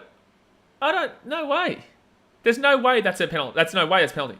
That is a knock on there from Joe Manu. It's a loose carry. There's no way. That's a loose carry. He's already losing the possession there. He's already losing possession there. No, there's no way. He's lost the ball. That's a loose carry. What? That is a horseshit call. What? That is the most horseshit call I've ever goddamn seen. What? Joey Manu's already gone past him. Andrew Voss and also the commentary is talking about this too. He's already gone past him. That's a loose carry. That is a horseshit call. That's going to give 2 points for free here to the New Zealanders. That is a bullshit call. And if this game finishes 20-18, that is absolutely dog shit. That is absolutely dog shit, that. There is no way that isn't a loose carry. The bunker in this...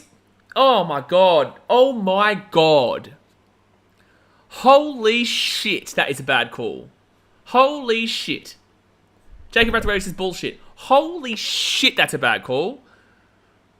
The commentary's talking about it too. McKenna Jennings says shit call. The commentary's gone off about it as well. Everyone's gone off about it. CP Tiger Crime More. Your team's struggling against Fiji. Fiji Islander says the left hand is in a hook in motion.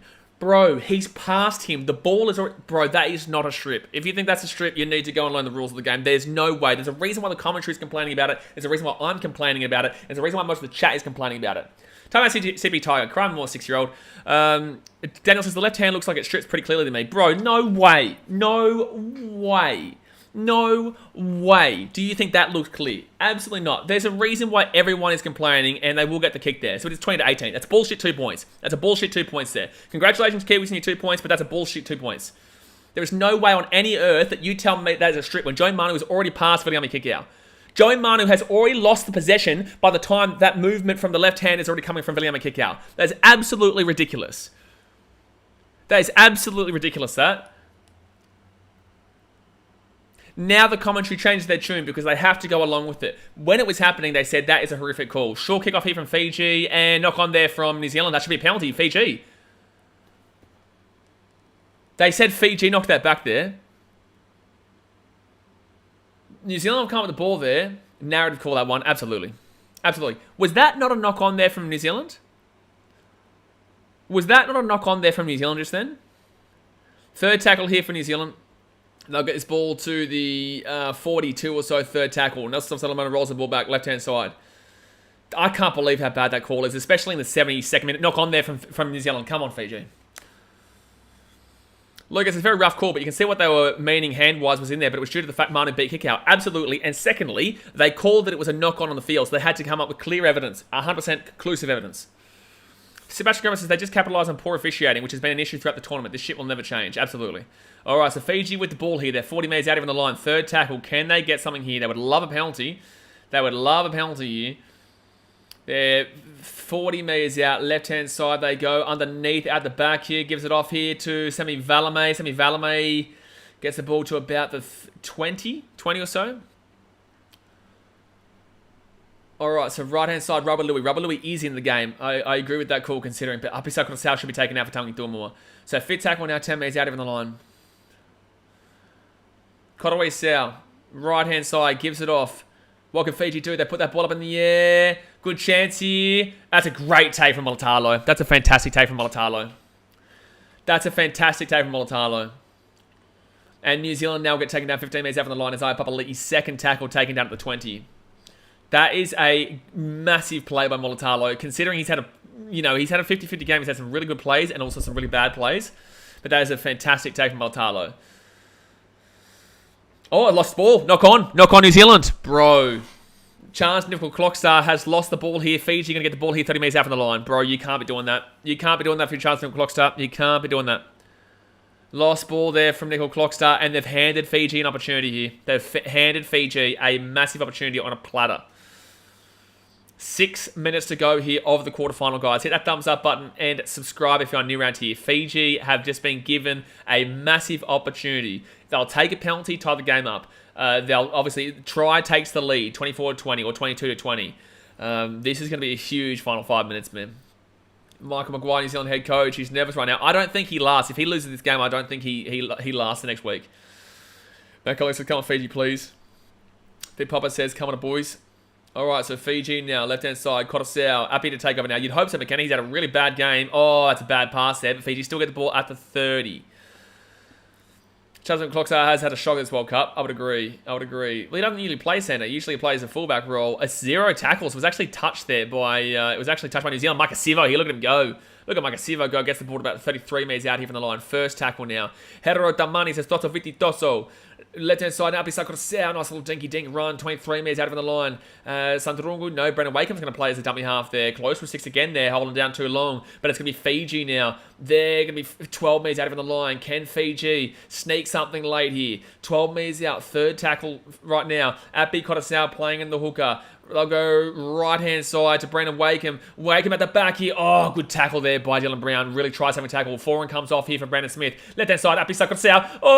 Oh, Kurosao selfish there. Should have passed the ball. Fit tackle now. 3 minutes out of the line. They go left-hand side out the back to Wakeham. Wakeham's going to put that ball across. And Sivo catches the ball, kicks it through. That's offside if he touches it. Oh, that's a penalty. No, it's offside. This is going to be 6 more here for Fiji. This is going to be an accidental offside. 6 more for Fiji. Holy shit. Holy shit. 6 more here for Fiji.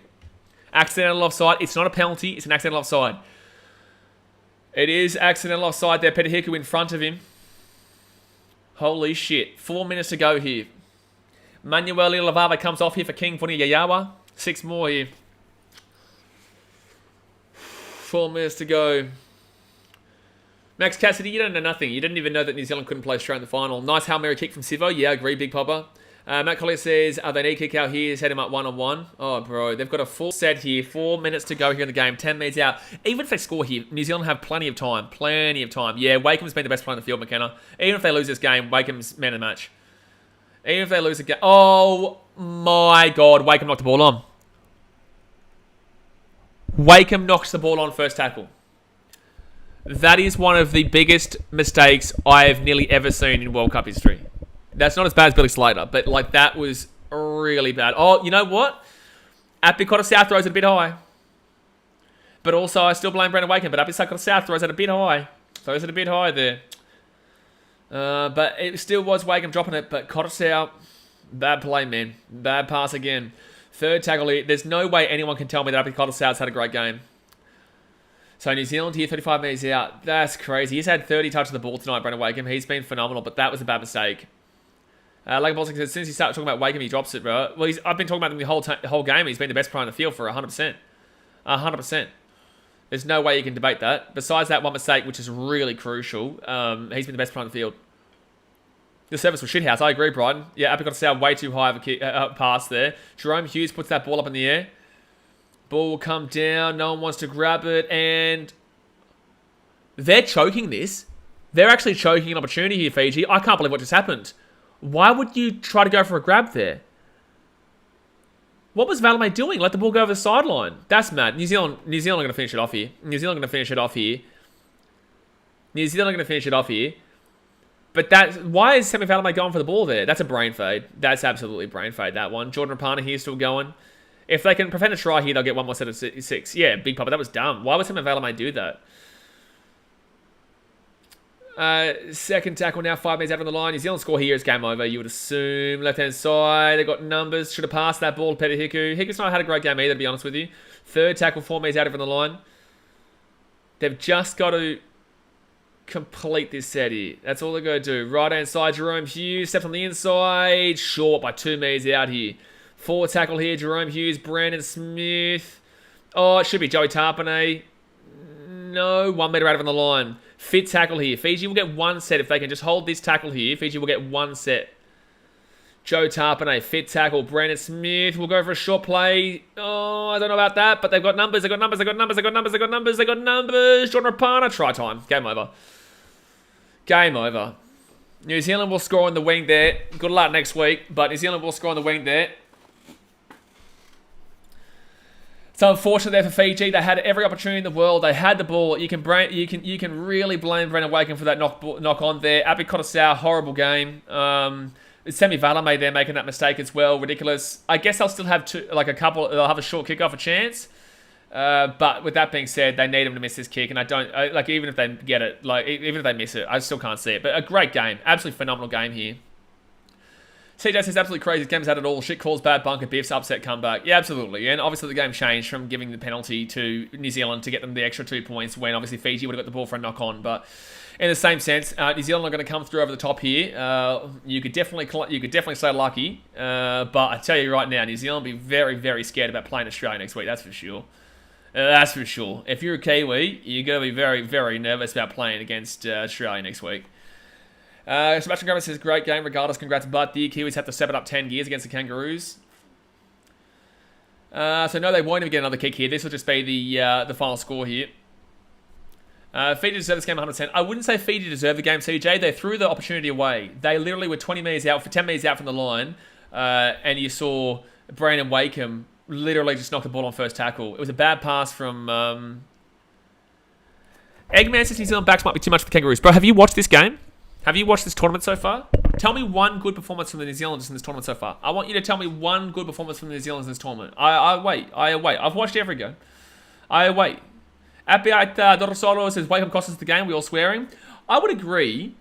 Apiat, but I would also say the biggest The biggest problem in this game was Apisa Coruscant. I don't think that you can be too upset with Wakeham here.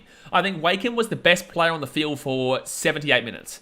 77 minutes. That knock-on there was also a bad pass from Apisa Coruscant. I think it's a bit rough to blame Wakeham as the loss, but yes, he was the one who knocked the ball on there. But yeah, Apisa Coruscant, I tell you what, like his pass was actually really high. It was up around the neck area. So he has to come up there and, yeah, Person G was here the whole time, if anyone's asking.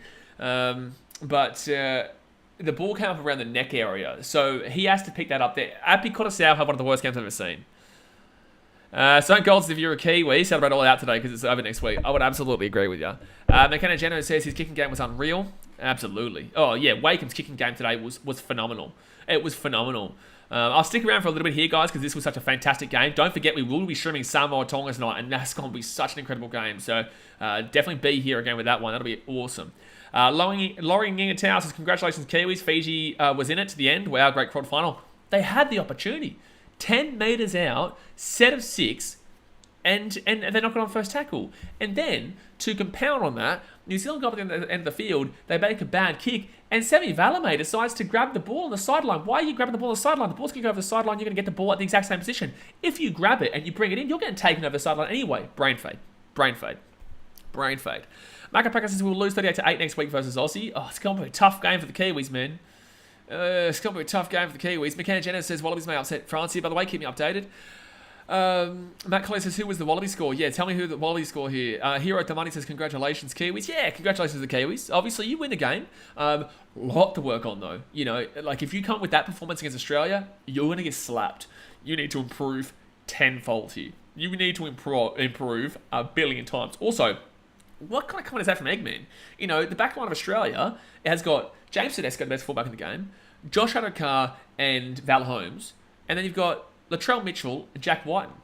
And what part of that backline is getting done here by that New Zealand backline who did nothing today? Mulatalo was good, but he also had his 50-50 moments. Like, what part of the Australian backline is going to be... How is this New Zealand team backline going to do them over? Now, Sports Choice is very proud of Fiji, but as I'm at Ellen Road next week, I'm happy it's New Zealand versus Australia. Oh, good stuff. Yeah, should be good, mate. Should be good. Fiji Island says, Wake and play to the game plan. If you heard what the coach said before kickoff, hats off to the boy for a great game. Oh, absolutely great game. Absolutely great game. Lucas says, Aussie up 23-22, 57 minutes. Oh, a long time to go there still. Long time to go. Big Papa says, no, I've been here the whole game, but you must have missed your comments. McKinnon says, Fox scoring 5 next week. Oh, it's going to be so tough to see someone holding, like, oh, man. It's going to be so tough to see someone being able to withhold the likes of Josh Adokar, because he's just such an incredible player. It's going to be really, really tough to see.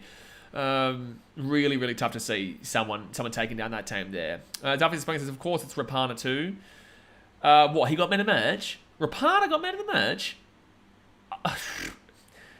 Really? If it wasn't for that bad mistake, it probably would have been Brendan Wakeham despite the loss. But realistically, for New Zealand, it's still been Ronaldo Mulatalo for me. I still think it should have been Ronaldo Mulatalo. Fulutika says, keeps the 10 to 20 to beat. Absolutely not. No chance. They have been one of the most disappointing teams in this World Cup so far. What?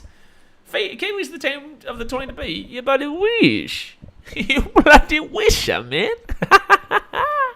You wish, man. Everyone on top says New Zealand likely to crawl out with a win. Mate, they'll take it. They'll take it. Doesn't matter how you win. Over at 6 points. I did say 28-18, so it's only 4 points off the exact correct score.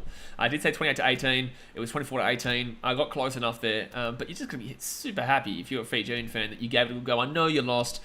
It's a tough one. You know, and yeah, there are people that you can look at, but truly, I am so in shock with how bad Apisa Coruscant was today. That's my biggest takeaway from this game. The most experienced player in the field made a good 6-7 errors. Like, it was really, really bad. Really bad. And then, again, with that Wakeham pass, the pass was up around his neck area, and you expected Wakeham to catch that ball in that situation under the pressure.